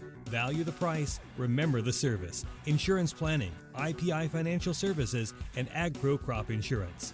Thirsties. Before or after the game, the best place for a hungry family, team, or individual is on North Vine in Hayes. It's Thirsties Brew Pub and Grill. Check out their all-time favorites and new items on the menu too. Patty Bacon Rind Appraising, the lead provider of real estate valuations for the mortgage lending marketplace. With many years of experience, they have a proven track record. Contact Patty Bacon Rind today. Next Tech Wireless, They are the avid supporters of local high school athletic programs and have sponsored numerous high school events. They are committed to serving the communities they're in. Steel Fabrications. At Steel Fabrications, they know how to do it right. They also support local school athletes in all they do. Paul Wurtenberger Construction, designing and building residential and commercial. Building dreams for over 30 years. Paul Wurtenberger Construction. TMP Marion Alumni. Through the dedication of students, parents, teachers, and alumni members, the focus is on Christian values and community awareness. TMP Marion. McDonald's of Hayes, Russell, and Waukene. A great place to go for you or the team on your way home from the game. McDonald's, supporting local academic and sporting activities. Hayes Chevrolet. They have a huge selection of brand new Chevy cars, trucks, vans, SUVs, and a great selection of pre-owned vehicles. See them online at hayeschevrolet.com. NCK Tech. No matter what life you're trying to create, NCK Tech is here to help build a strong foundation. They are the local supporter of community events. Classic Quality Body Shop. They've been serving customers for over 33 years, so you know they have to be doing something right. Classic Quality Body Shop. Phase 2, always supporting local athletics. If you need quick printing of logos or designs on shirts, Phase 2 can handle any of your requests. They have you covered. At Phase 2, Leon's Welding.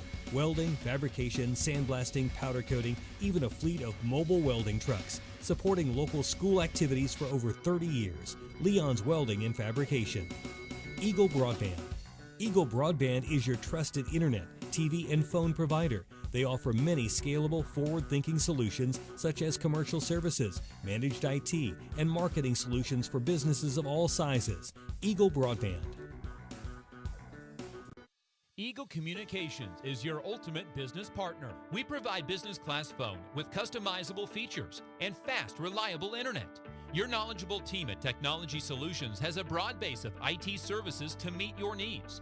Let the experts at Marketing Solutions get your message to the right people on the best platforms. The only piece missing is your business. Call Eagle Communications today at 877-61-EAGLE.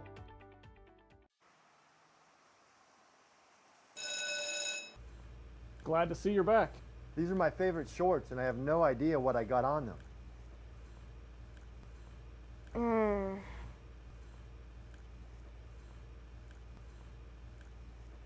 It's just peanut butter. We can get that out. Master Cleaners in Hayes offers a variety of services including dry cleaning, alterations, laundry, tuxedo rentals, and free pickup and delivery. It's time to explore the great indoors, Grandpa, you know how to play this game? where snacks are shared with smiles, Really? Another romantic comedy, Sarah? and family time comes first. Movie night is my favorite night. Explore the great indoors with Eagle Communications with TV and internet starting at $84.99 for 2 years. Thank you for choosing the style Classic Quality Body Shop. Classic Quality Body Shop has had the pleasure of serving this area since 1984. Much like a sports team, Shelton and his team have worked hard, grown together, and followed the playbook of taking care of customers to become one of the most highly regarded body shops in the area. Support your local team, whether on the field or when choosing who you do business with. Thank you for choosing the style Classic Quality Body Shop. See their ad in the next.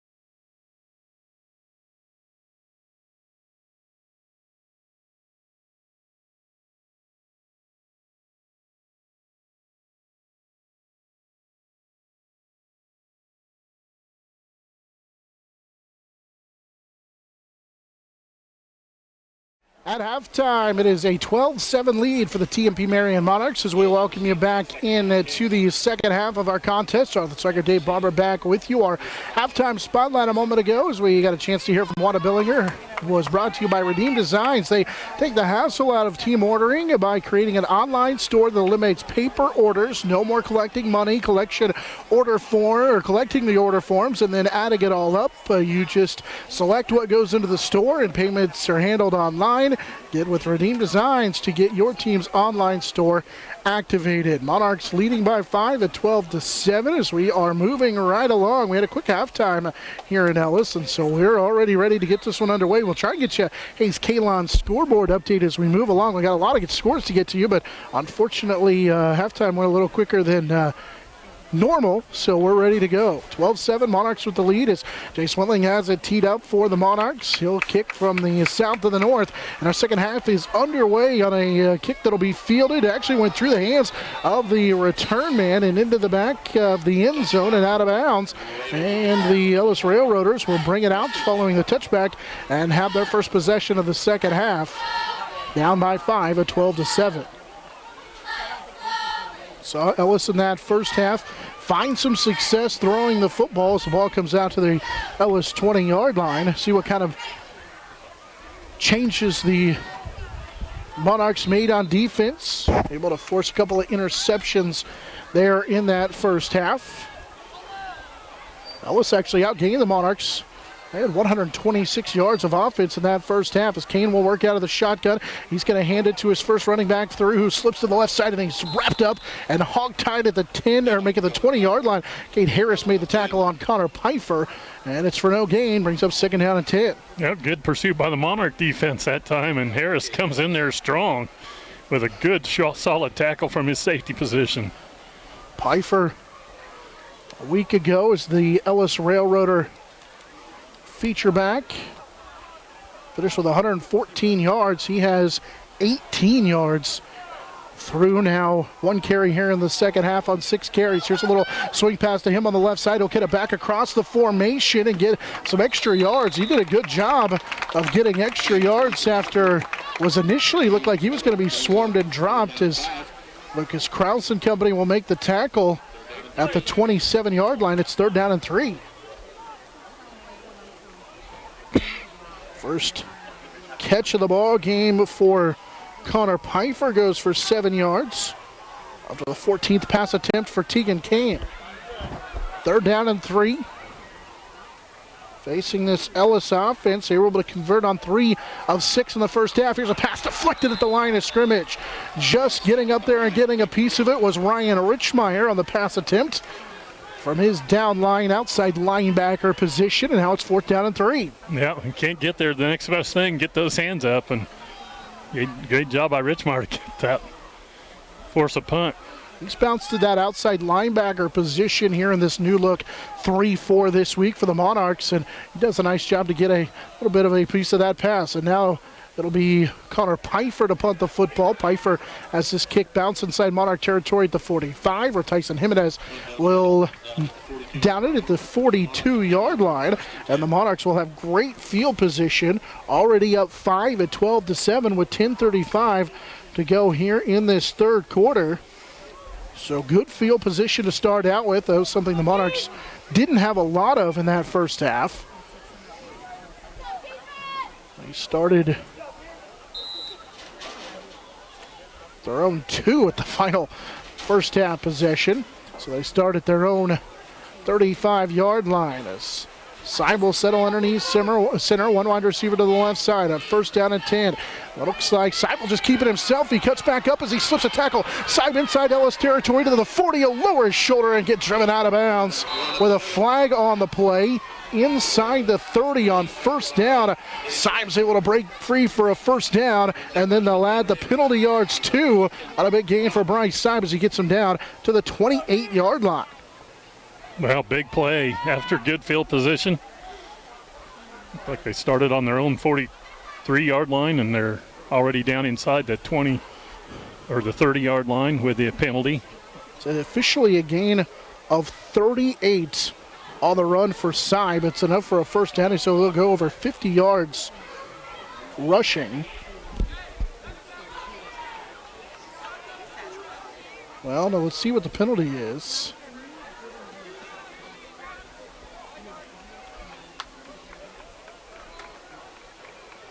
So the penalty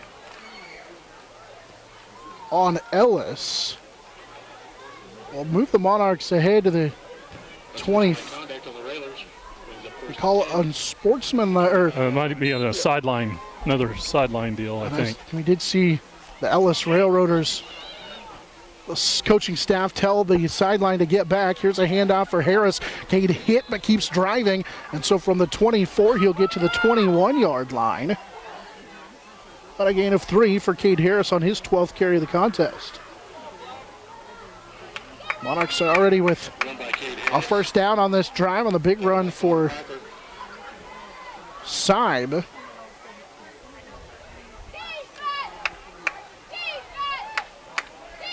Actually, that run for Seib was a gain of 42 on the play. So the Monarchs go underneath center. Man in motion is Lang. Lance will get the call. He's going to run to the right side. Had a couple of blockers out in front, but just nowhere to go. He got stood up at the 21, and then a flag comes in right at the line of scrimmage. Sam Honus and company come in and make that tackle.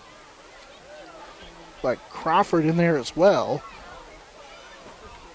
Official threw that flag right in the middle of that Monarch offensive line. Got to call a block in the back on the Monarchs.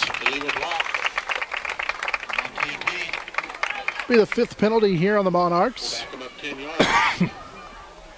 5th penalty for 31 yards.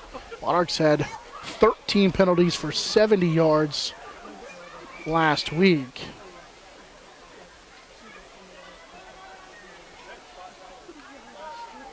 Assume Ellis is going to take it. It's the difference between second down and a long 5 and second down and 15. And they do accept the penalty. And it moves the ball back to the Monarch 31-yard line. So it'll be second down and 16. 9:44 to go here in this first, now third quarter. Monarchs lead 12-7, and they're driving again. One wide receiver to the left side. Seib underneath center, and Lang from his running back position ahead of himself there on a false start for Jace Lang, and back-to-back penalties for the Monarchs. 6 for 36 yards now. Talked about mental mistakes for the Monarchs. Back-to-back mistakes. It's now second 22. Yeah, and that's a tough one to overcome. Now you're looking at just trying to get a piece of it back here to make it manageable. But those are just so hard to overcome. Out of the 31-yard line. They were down to the 21 before these two penalties. Two backs behind Seib. They'll send Lance Lang in motion to the left side of the formation. He's looking to pass. He's looking left. Seib with time, and he's hit and lost the football. It's still alive, and it looks like the Ellis Railroaders have it, and they do. I think it's going to be Woodworth who will come away with the football. Seib was hit as he was trying to drop back and throw the football, and Ellis does have it. So the Railroaders come up with the sack and the interception, and from the bottom of the pile, it is Woodworth who will come away with the loose ball as he was able to get into the backfield and come away with the sack, and then was able to pick up the fumble. And the Monarchs will lose their first turnover of the ball game. And now Ellis will have great field position at midfield. Yeah, that was a big one, and he had time initially downfield, but nothing. Everything covered up. He just had to hold the ball too long and got away from him. 9:08 to play, third quarter. Monarchs lead by 5 at 12-7. And after the first turnover on the Monarchs, Ellis, who had 2 turnovers on interceptions in the first half, have great field position. 2 wide receivers to each side. They'll run it right up the middle. They go. It's Connor Pfeiffer with a good head of steam. He'll get inside the Monarchs 45. And so they spread him out, run up the middle. Pfeiffer picks up 8 to the Monarch 43-yard line.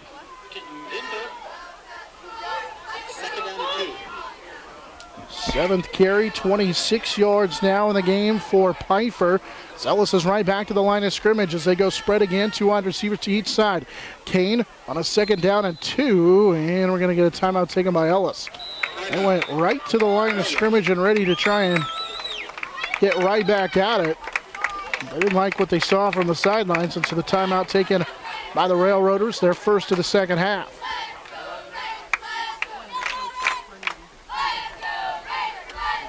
Monarch Athletics brought to you in part by Field Abstract and Title Company, to Dave's Auto Repair, Classic Quality Body Shop, Roofmasters, and Taco Shop.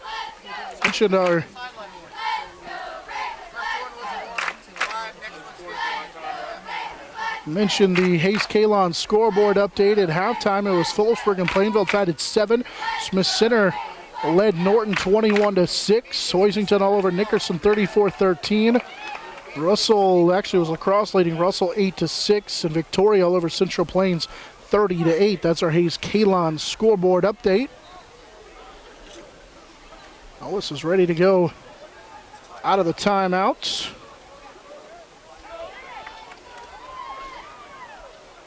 So they've got it from the Monarch. A great field position here. They've got it at the Monarch 43-yard line. After that gain of 7, they'll send Pfeiffer in motion. He's actually going to line up as a wide receiver to the right side. Kane with the empty backfield. Steps up as he's flushed from the pocket. Kane is going to take off and run. He's got the first down as he's brought down by Ethan Atherton inside the 40, so to the 39-yard line. A gain of 4. The first down for Ellis, their 9th of the contest, as Kane picks up 4. Yeah, he's not afraid to take off and run. A strong runner when he gets out in the open field. So Monarchs did a pretty good job of containing him. He needed 3, he got 4. Hayes Kalon, the green grass you want of the spring, starts with Spring in the Fall by Hayes Kalon, Kirk Maska, and Kurt Viner. So wide receiver split to each side here on a 1st down and 10. Ball from the TMP 35-yard line. To throw is Kane. He's got his man and making the catch on the left side of the formation, and picking up a couple inside the 40 is Tyson Jimenez, as he will get to the 37-yard line as Ryan Richmeyer brings up makes the tackle. So a gain of 2 on the play for Tyson Jimenez. His 2nd catch of the contest. That was a really good reaction by Richmeyer. That little flat pass. They've been able to pick up some yardage on that, but good job of coming up and making a play. 7.5 to go, 3rd quarter. Monarchs lead is 12-7. Tegan Kane will will go to the right side, looking to air it out. He's got a man wide open. It's deflected and then caught. It was nearly intercepted. Instead, it's going to be caught on the right side, fighting for the goal line and in for the touchdown for the Ellis Railroaders.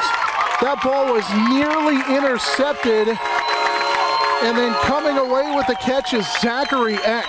That ball should have been intercepted as it was in and out of the hands of the Monarchs defender down there. Instead, Eck's going to come away with the catch on the deflection. It's a 37-yard touchdown, and it's 13-12 now in favor of TMP, or in favor of Ellis over TMP. Well, big play, a big break for Ellis there as they got the deflection. Like you said, that just capped off a 4-play, 50-yard drive. And now Kane is ready to attempt the point after touchdown. This is a short kick, and it is good to make it 14-12. Ellis takes a 2-point lead on the extra points with 7:16 to play here in the 3rd quarter. Kane was able to find Zach Eck on the 37-yard touchdown pass off the deflection. And again, Kane adds the point after touchdown. It was 7:16 to play here in this 3rd quarter. Ellis right back on top now by 2 at 14-12. Yeah, Monarchs are going to have to come up with an answer. They had a nice drive going, but kind of went backwards after they had pushed the ball all the way near the 20-yard line on their last possession. Turnover gave Ellis a short field. They took advantage of it. Yeah, that all came after the sack by Ellis and the fumble recovery by Woodworth. As Whitling and Harris back to receive the kick from Carbajal. As North comes off late. And now he needs to go back onto the field. Ellis didn't have enough guys on the kickoff team, and now they're ready to go. 7:16 to play here in the third quarter. Daniel Carbajal's kick is angled away from the Monarchs. Whitling will take it on the sideline across the 20. Jace trying to angle to the midfield, and he's going to be stood up just shy of the 30-yard line. He really only had one man to beat over here on this near sideline. And a good job by Eck, who made the touchdown catch. It comes up with a nice tackle here on special teams. So Monarchs will take over just shy of their own 30-yard line. Yeah, that's not an easy play when you're out there and that guy's running across the field at you, but he did a good job of keeping his base and making a solid tackle. Monarchs from their own 30 have a first down and 10. Wide receiver split to that left side. Side underneath center. They run the counter play. It's Harris. Cade trying to bounce it here to the near side, and he just can't do it. Good job coming up to make the play again. As Tyson Jimenez, he's been all over the field, and he's able to make that play. Actually, that was Crawford who made the play. One of their smaller defensive backs. Crawford made the play that time. 144-pound sophomore was able to tackle Cade Harris for no gain as Cade tried to bounce it here to the near side. Monarchs have a wide receiver split to the left side. They'll set a man in motion. Ellis brings blitz right up the middle. Here's a handoff underneath and a big run for Harris. He's got the first down and more. It's a foot race and he could go to the 40, to the 30, and he stumbles to the 30 or to make it to the 25 to 26-yard line.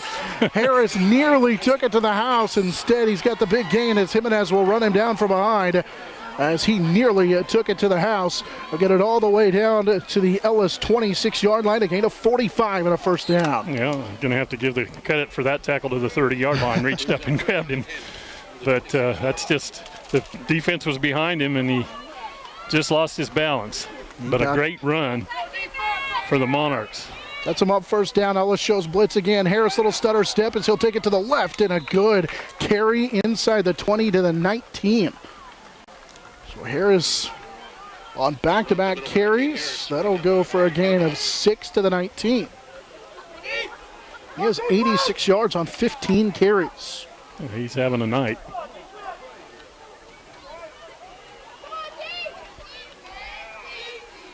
Send Whitling to the left side of the formation. Side will work underneath center. They hand it for Jace Lang, who is stood up and will lose a yard, maybe two on the play. Connor Pfeiffer actually came away with the football in the bottom of that pile. Lang will lose a yard on the play. Yeah, it looked like he was struggling to hang on to it for sure. One play they ran with some success is that quarterback with the lead backs through there. See if they come back to it. Monarchs will send a wide receiver split to the left side of the formation. As side will go underneath center. Here's the option right side. Bryce faked the pitch and will just keep it running off that right side. Good job by that defense of Ellis. Not a lot of running room for Saib. To the 21-yard line, it'll be fourth down after no gain for Saib. Looked like Carbajal and company made the tackle that time. And a big fourth down coming up. Looks like the Monarchs are going to try to kick a field goal. Ball sets at the 21-yard line. Side will hold it. Jace Whitling will kick it. He was making them further than that in warm-up, but he hasn't had much success on the extra point tries. Monarchs are going to call a timeout. Coach Harris and company want to talk things over. Ball's just on the TMP side of the 20-yard line. So it would be a 38-yard field goal attempt. But again, they take the timeout, so we'll see if they decide to kick it with Whitling or if they will decide to go for it here. It's fourth down and about 4.5. They would have to get it to the 15-yard line. Still has the tee in his hand, so unless they've got a fake play in their book, they're going to try for the 3 points here. 4:27 to play here in the third. Colby Dreiling is the snapper. Bryce Seib will hold it for Jace Willing. With the ball on the 21-yard line. It'll go down as a 38-yard field goal attempt. The snapback, good hold, and the kick from Whitling. It's got plenty of distance, but it is no good. So Whitling on the kick had plenty of distance, but could not convert. So the Monarchs will give it back to Ellis, who will have it at their own 20-yard line.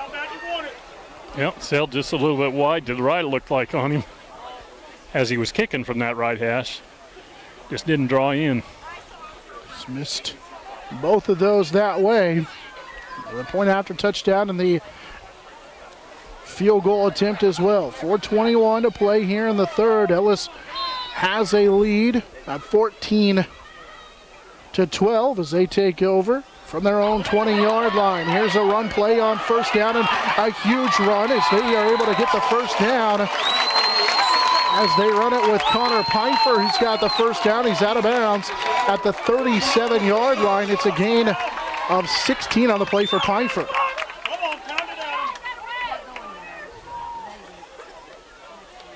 Yeah, had big hole, gaping hole off that right side of the defensive line that time, and was able to get the second level of defense. Pfeiffer has 33 yards on 8 carries. He'll line up in the backfield. They'll send Jimenez in motion. They're going to give it to him on the jet sweep, trying to run the right side and get to the edge. This time the Monarchs get pressure in his face. He slips one tackle, slips another, and now inside the 25, he's stacked up and will be ridden out of bounds.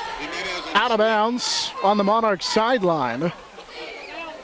So Monarch down over there on that sideline. Jimenez with a big loss. It's a cramp. Yeah, it looks like one of the Monarchs. It looked like it might be Lance Lang. Cramp it up over there on the sideline. So we'll get the injury timeout. On first down, the loss was 7 or 8 on the play, back to the 32-yard line. Well, that's been a decent play for him. And he's a hard man to get. Yeah. He's kind of gets out there and dances around, and this time the Monarchs had the answer for it.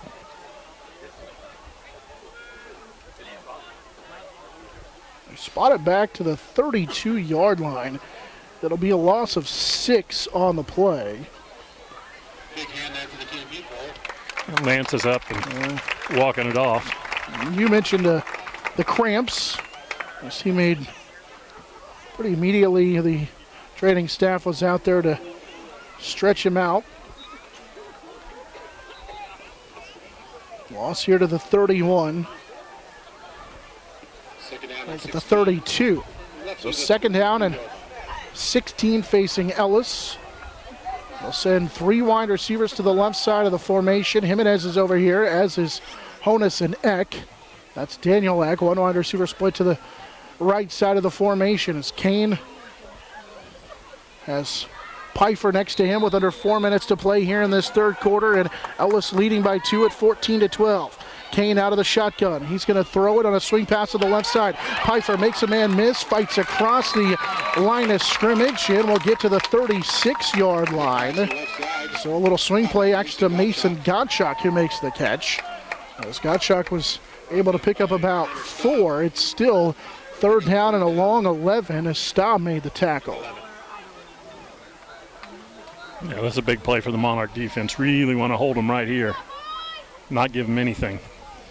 Short gain for Gottschalk. Another third down facing the Railroaders. They have 2 wide receivers and a flex to the left side. Kane's going to throw that way. He tries to throw back across his body, and it's deflected and incomplete. Jace Lang battling that time down the field with Zachary Eck. Kane tried to throw all the way across the field on a dangerous pass. And luckily for Ellis and company, it's incomplete. It's fourth down. Yeah, they had a little bit of pressure in his face, but not a lot, but he was still trying to throw it, like you said, back across the field and really throwing it off his back foot. He's got 114 yards passing here through into the third quarter. A punt that will roll down to the 20-yard line.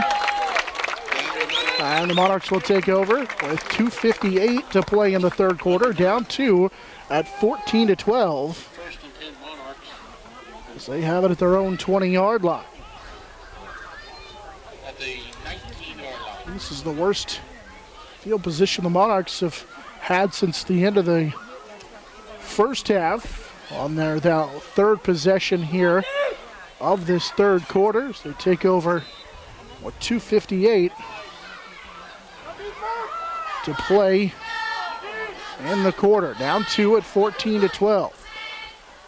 Sives underneath center. And the counter play. Jace Lang left side, nowhere to go. Good pressure up front. Lang was hit immediately and loses a yard. Gottschalk from his linebacker position. Tackles him for a loss of a couple. Concession stand has half-price pizza. Get down there and get your And it's second down and long with 2:35 and counting. Here in this third quarter, Ellis on top. 14-12. Hale into the contest. He'll line up as a slot flex to the right side of the formation. Side with pressure coming on the blitz is going to keep it, trying to get to the right side and does. Here comes a flag, and then Side got hit hard on that sideline. Crawford hit him. Flag's going to be a hold on the Monarchs. Ellis has done a good job of getting pressure as the Monarchs try to get to the edge. They really haven't had any success doing that. So I've got, I think, back to the line of scrimmage on that carry, but Ellis is also blitzing a lot right up the middle, and it seems like they've jumped that a couple of times. A hold will push the Monarchs back inside their own 10, or close to their own 10. That'll be about the 8-yard line. back the Monarchs up to near the 9-yard line. They have over 60 penalty yards on 7 carries. Second down and 22. Just inside the Monarch 9 is Seib underneath center. Bryce drops straight back. Seib with no time, and now he's going to be brought down. Seib will get sacked for a loss. He had time and then ran out of it. As Brian Carbajal will come away with the second sack. It's a loss of 7 on the play. It's the second time they've got to Seib, and the second sack for Ellis in the contest. This possession is going the wrong direction. We'll bring up third down and 29, and the Monarchs are right around their own 1-yard line with 1:40 and counting in this third quarter, down 14-12. One wide receiver to the left side. Seib, quick drop. He's going to keep it. Now roll to his left. Seib needs to get rid of it, and he's hit as he throws it. It's almost intercepted. It was dropped on the run. That would have been a pick six easily for the Ellis Railroaders. Instead, it's a dropped interception on the rollout, and it's fourth down. Jimenez had it in his hands, and he dropped it. Yeah, that's a huge break right there. Although the Monarchs, just like the end of the first half, a lot of things they've got to do right on this punt attempt. 1:27 to go in the third quarter. It's 14-12. Ellis with the lead. Jay Swelling back in punt formation, standing right in his own goal line. He gets the snap, and with pressure coming, it's blocked, and Whitling will just knock it out of the back of the end zone. A block punt will make it 16-12. As coming through to get the block on the Ellis Railroaders was Eck. And so the block punt will add 2 on the safety. And it'll be 16-12, and we'll get a free kick for the Monarchs. I always say Carbajal's the one who got it. There were a number of Ellis Railroaders in the backfield, or in that back of that punt formation. And so it is 16 12 in favor of Ellis with a safety with 1:21 to go here in the third quarter. Yeah, that's a big play for Ellis right there, but pretty smart play for Wentling to get it out of the end zone and not give him a touchdown. The block punt, and then Wentling just swatted it out of bounds for the safety. 16-12. With 1:21 to go here in the third quarter, Ellis leads by 4 at 16-12. And so we'll have Wentling on the free kick. Monarchs led at halftime 12-7. But 9 unanswered points, a touchdown, extra point, and now the safety for Ellis. The Monarchs on that free kick will kick from the 20. As Wentling will punt this football away. Ellis has a chance to get great field position with Gonchak and Jimenez. With 1:21 to go here in the third quarter. Wentling ready for the free kick, on the whistle, following the safety. Another good kick by Jace, fielded at the 32-yard line is Jimenez. He'll take it right up the middle. Jimenez makes a man, missing fumble the football. Ball's on the ground, it's still on the ground. I think Ellis may have got back on it. And they're gonna say Monarch football. He signaled Monarch football. I think he pointed the wrong way. I think you're right, he did, and now he'll correct it. It was Ellis back on the football. And so on the fumble, it will be Ellis football.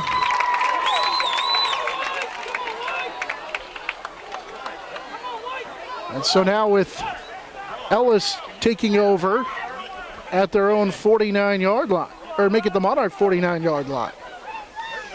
Yeah, it looked like Rack may have had a chance to recover it, but it couldn't quite get on it. 1:15 to play here in the third quarter. Ellis has it at the Monarch 49-yard line. Monarchs need to find a way to get a stop here, down 16-12. A lot of time left, 1:15 to play in the third quarter. And now Krause is late getting in for the Monarchs on that defensive line. And I think TMP might have got a timeout before the snap of the football for Ellis. And TMP did get the timeout. Had some miscommunication on who was supposed to be in on that defensive line position. So the Monarchs will take their first timeout here of this second half. Down by 4, it's 16-12 with 1:13 left here in this third quarter. Monarch Athletics brought to you by Gibbs Auto Supply, Redeem Designs, Progressive Physical Therapy, TMP Marion Alumni Insurance Planning, and also by Classic Quality Body Shop.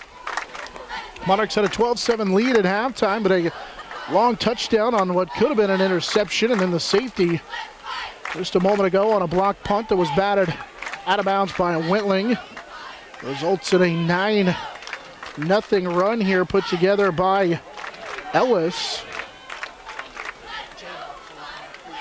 Time for us now to see if we can check on some scores from around the area. Third quarter, Victoria leads Central Plains 38-8. Phillipsburg on top of Plainville 14-7.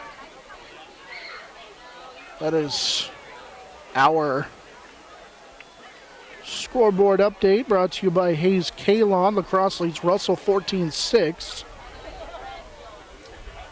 Not sure what the discussion was. The officials talked on the TMP sideline, although I don't know that they talked very long to the TMP coaches. And then now they're over here to talk to the Ellis sideline. Unfortunately, we're not going to be able to tell exactly what they determined, other than maybe they want to put some time on the clock. I could see that being the discussion.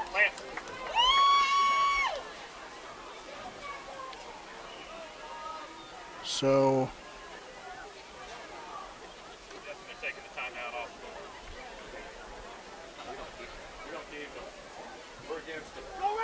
I'm not really sure.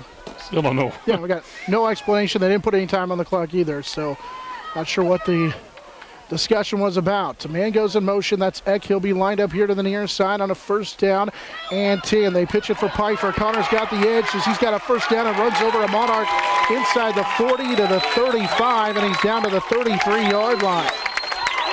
Connor Pfeiffer with a head of steam that time with a nice gain. He's got a 1st down for Ellis. The 11th here of the contest for the Railers. They spot him down to the 33-yard line. It's a gain of 16 for Pfeiffer and a 1st down. That was not a charged timeout the previous play. So they say no charge timeouts. Pfeiffer with 49 yards on 9 carries. And Ellis really putting together a good drive here at the end of the third quarter. Here's a pass that is in and out of the hands of the intended receiver. It looked like that time Honus didn't see it. And so now it's 2nd down and 10 after the incomplete pass. Yeah, a lot of their patterns are timing, and he was trying to get out of his break and didn't get his head around in time to see the ball, I don't think. Kane has completed 10 of 20 passes for 146 yards. He has that 37-yard touchdown pass. Ball on the TMP 33-yard line. Kane to throw, looking left, pulls it down. Now he'll come back late, and it's knocked away. The Ellis receiver had to come back and be in. The defender, as Daniel Eck, had to knock that away from Lance Lang, who nearly had his 2nd interception. Almost the exact same play from the 1st half, right in the near the Ellis red zone there. Yeah, he again in really good position. And like you said, Ellis turned to defense that time and knocked the ball down.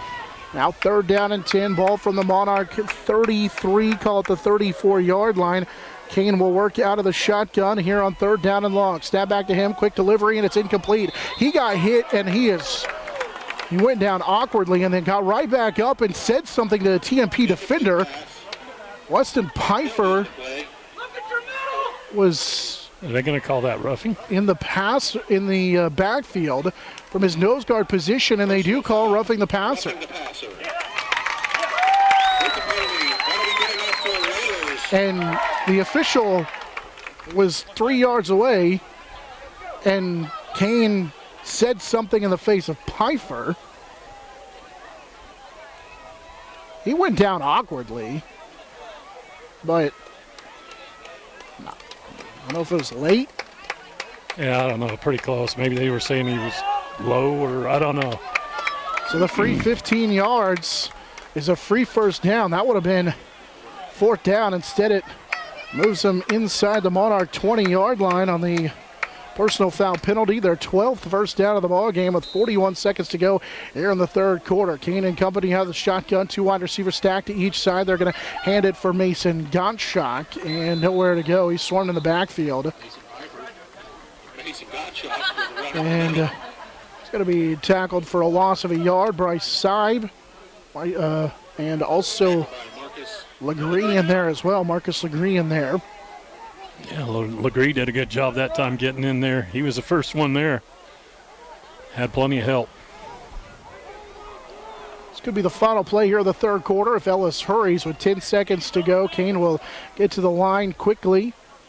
And they'll snap it back to him and run it off the right side. And still just not a lot of running room. As Jimenez will get his first carry here in the 3rd quarter. And it's a short gain. Maybe about a yard back to the line of scrimmage. It's 3rd down and 10 to the 16. Ellis leads by 4. It's 16-12 as they head to the 4th quarter here on the Monarch Sports Network, serviced by Dave's Auto Repair. For choosing the style, classic quality body shop. Classic Quality Body Shop has had the pleasure of serving this area since 1984. Much like a sports team, Shelton and his team have worked hard, grown together, and followed the playbook of taking care of customers to become one of the most highly regarded body shops in the area. Support your local team, whether on the field or when choosing who you do business with. Thank you for choosing the style, classic quality body shop. See their ad in the Next Tech directory.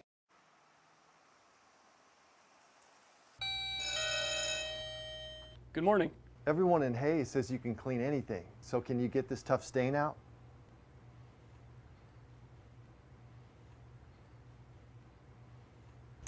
Grape jelly, we can get that out.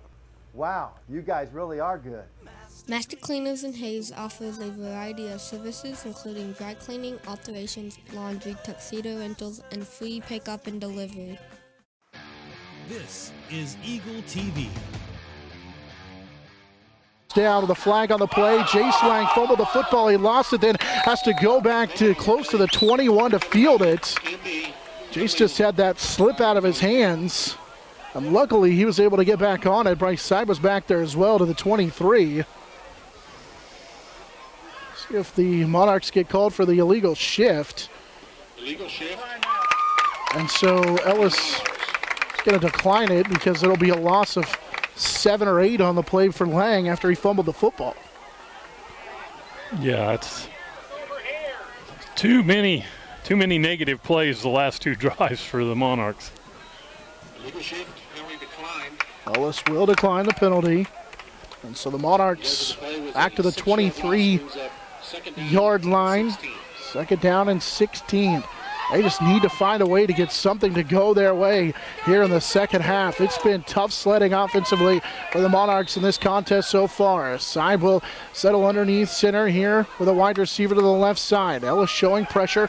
Seib drops back. Seib now steps up looking to run. Seib's going to be hit, and he'll fight forward and gets forward progress to the 25-yard line as he'll pick up 3. Woodworth stopped him, but Seib picks up 3. It's 3rd down and about 15. Well, made a little bit out of nothing. Live for another down here. 3rd down and long. It'll be 3rd and 15. 10 minutes to go in the ballgame.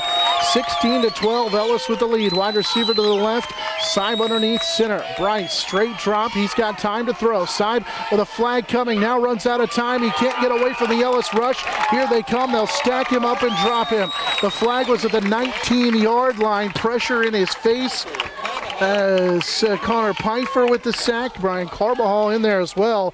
And just nobody could get open for the Monarchs. And their offense has really went backwards here in this second half. It's holding on the Monarchs. Ellis will decline it. And the sack will bring him back to the 15-yard line on a loss of 10. Penalty will be declined. So it's 4th down. Loss of about 10 on the play. With 9:46 to go here in the contest. 16-12 in favor of the Railers. Wetling will be back to punt the football. Monarchs with a late substitution running in. As Wetling stands at his own end zone, has to jump to get it, pulls it down. He'll kick it away. Jimenez calls for the fair catch and goes to the ground to get it at the 49-yard line. Ellis with great field position again following the Monarch 3 and out. And Ellis has good field position again. 9:29 to go here in the contest. Ellis takes over at the TMP 49-yard line for a second possession in a row.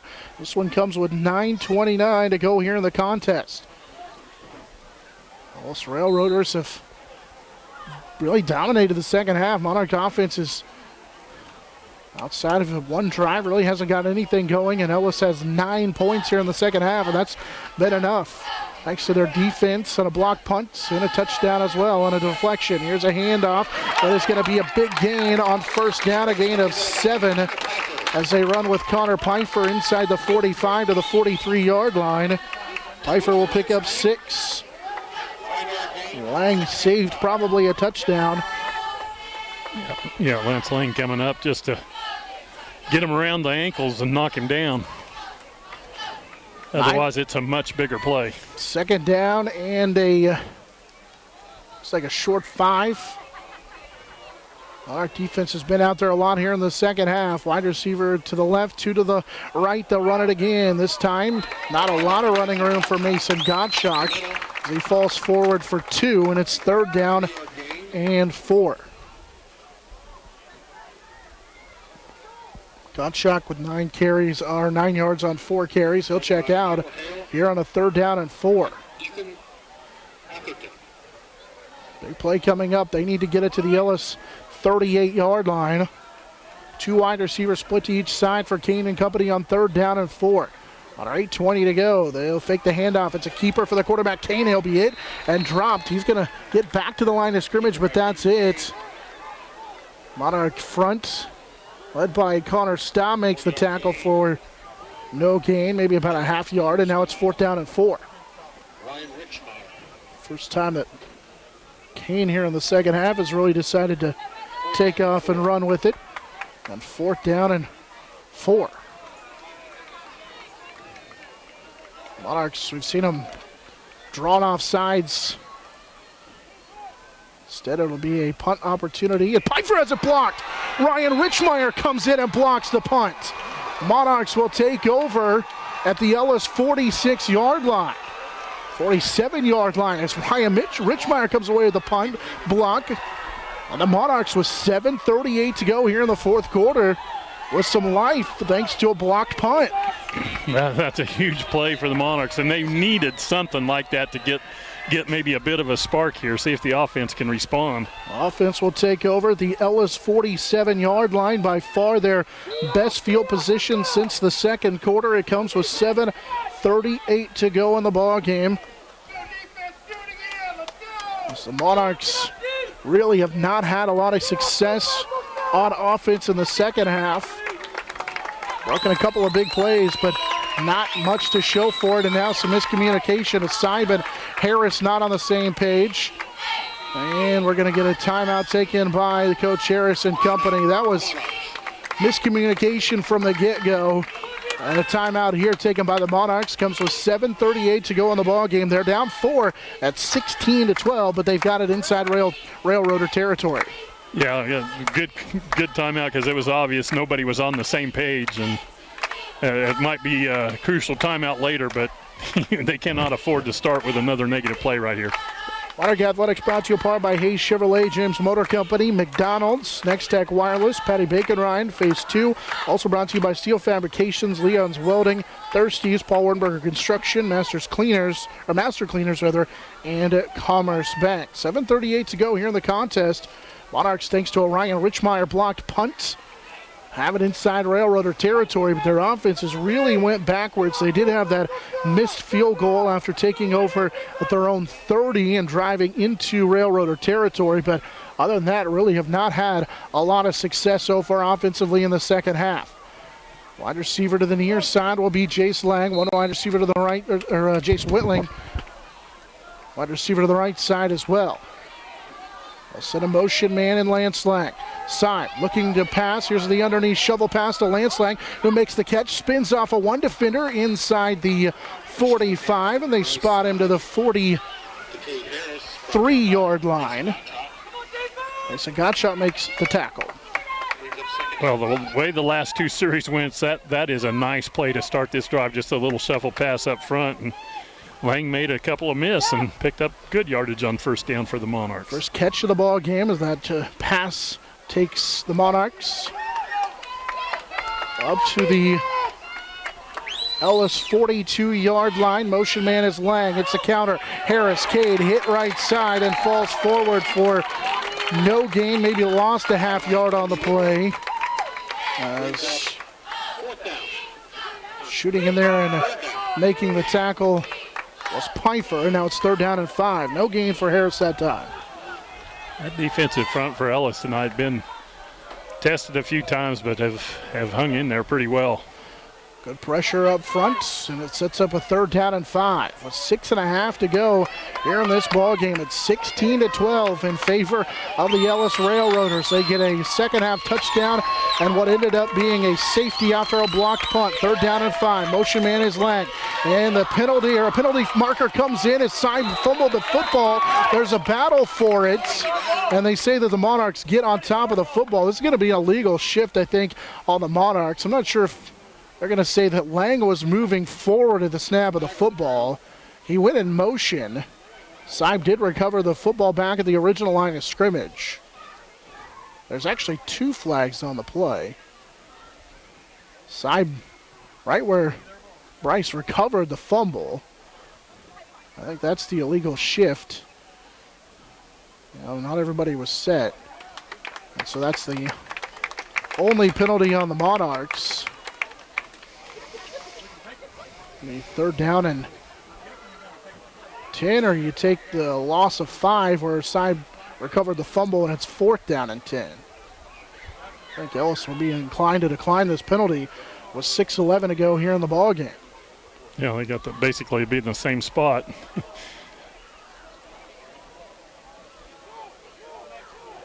I'm going to decline it. Illegal shift on the Monarchs.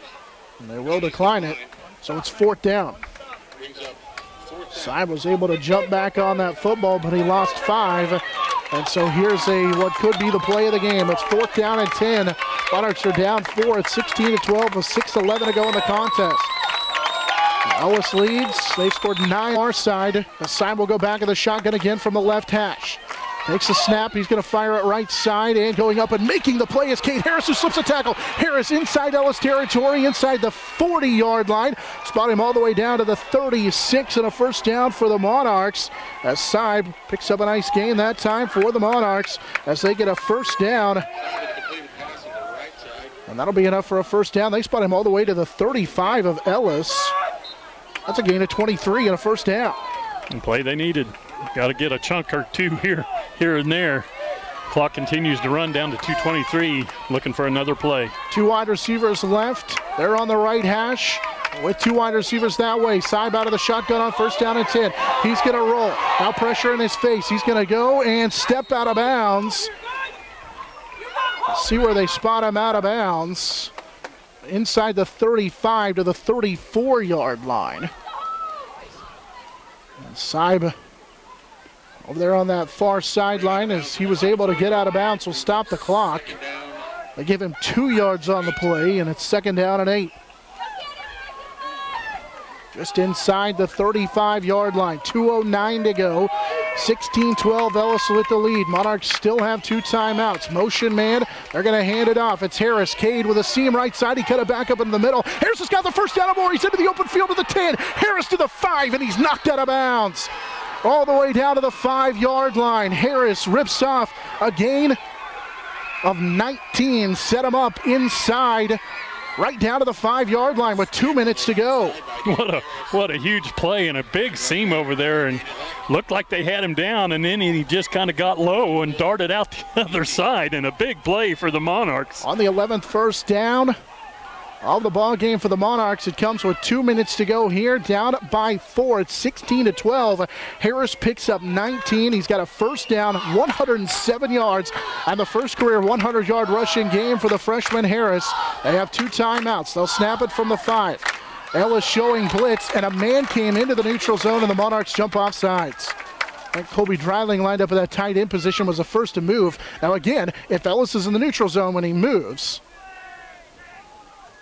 if Ellis is off sides, then it's got to move the football closer to the goal line. And that's exactly the call. So it's a 2.5-yard penalty, basically, because he was in the neutral zone when the Monarch moved. Yeah, and in high school, when he's in the neutral zone, it's pretty much over. Yep. So the 2-yard penalty gives him 32 yards of penalties on 6 penalties. So it's 1st down and goal from about the 2.5. Ellis shows blitz. Saib's going to keep it now. He'll just take it right up the middle. Saib fighting for the goal line, and he's in. It's a 2-yard touchdown run, the 2nd of the contest for Bryce Saib. And with 1:56 to go here in the contest, the Monarchs are back on top as they take the 18-16 lead on the run for Saib from 2.5 yards out. Saib with his 2nd rushing touchdown of the ball game. And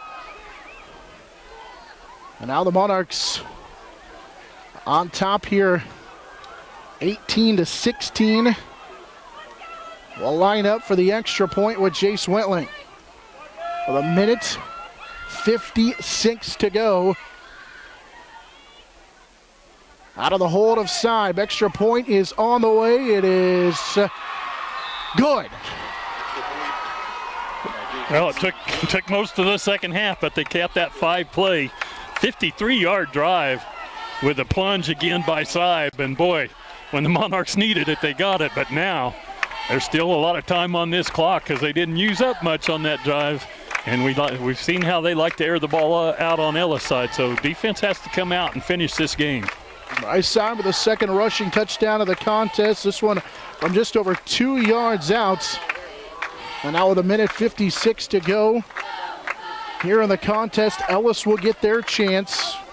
They've mentioned the drive put together. That was one of the longest drives put together by the Monarchs in the contest. They had a 65-yard drive earlier in the contest, but as far as plays, that's another good drive put together by the Monarchs. Yeah, they came up with a nice couple of plays in the middle of that drive to really set them up, and Saib did a good job just to finish it off. Leading now by 3 at 19-16, 1:56 to go in the contest. Both of these teams trying to get to 1-1 on the season, and we talked about how competitive the Mid-Continent League is this year. Oakley's 2-0 after thumping 2 High Plains League teams, but other than that, all of the rest of the Mid-Continent League teams in the 11-man conference anyway have played each other and kind of beat up on each other a little bit. And that's been a good one so far. 19-16, Monarchs with the lead, and Jace Welling has it teed up. Has got shotgun Jimenez ready to return this kick. It's a low line drive kick on the bounce. It's Tyson Jimenez. As Tyson brings it up the middle, he slipped a tackle and then will be brought down shy of the 30, the 29-yard line. Michael Hale and company in there on the tackle. Also coming up to make the play was Kenton Ginther on the special teams play. But lots of time here, 1:51 for the Ellis Railroaders here in this fourth quarter. They'll take over at their own 29-yard line. This is some of their worst field position here in the ball game. Kane out of the shotgun. So he had wide receivers to each side. He's going to throw it, has a man, and bobble it, and making the catch to the 34-yard line on the left side was Tyson Jimenez. He picks up 5 on his third catch of the contest. Over 180 yards now passing in the contest for Tegan Kane. 125, clock's rolling. Quick pass and not on the same page with his wide receiver in the slot. He had Sam Honus in the slot, and Sam was open. Monarchs had given him a cushion, and it's incomplete. It's 3rd down and 5. Yeah, I don't think, again, Sam Honus ever saw that one out of the quarterback's hand. Monarchs there in that slot had given him a little space. It's a big 3rd down play here with 1:24 to go in the contest. 19-16 in favor of the Monarchs. They scored their first touchdown of the second half. Just inside of the 2-minute mark here in the fourth quarter. Wide receivers, 3 of them to the left. Kane rolling that way, pressure coming from behind. He's hit, wrapped up and dropped. It's a sack back inside the 30. Pressure coming from the right side. Ryan Richmeyer comes away with his first sack of 2019. And the clock will run under 1:19. It'll be 4th down and long. They lose 9 on the play. It's 4th and 14 on the sack by Richmeyer. Well, that's got to be a little satisfying for Richmeyer. They've been kind of chasing him around all night. Really haven't been able to get to him. Now the biggest play of the ball game, 4th down and 13. Kane rolling right. He's going to throw it late, and it's tucked away and incomplete. Bryce Saib got a piece of it, and that will be an incomplete pass. And on 4th down and 13, it hits the turf. And with 50 seconds to play in the contest, the Monarchs will get it back and a chance to salt it away, leading by 3 at 19-16. I don't think does Ellis have any timeouts left. They have 1. Well, they're in a victory formation condition then. Monarchs with 50 seconds to go in the contest get the sack from Ryan Richmeyer. And now they can break the huddle as they take over after the turnover on downs.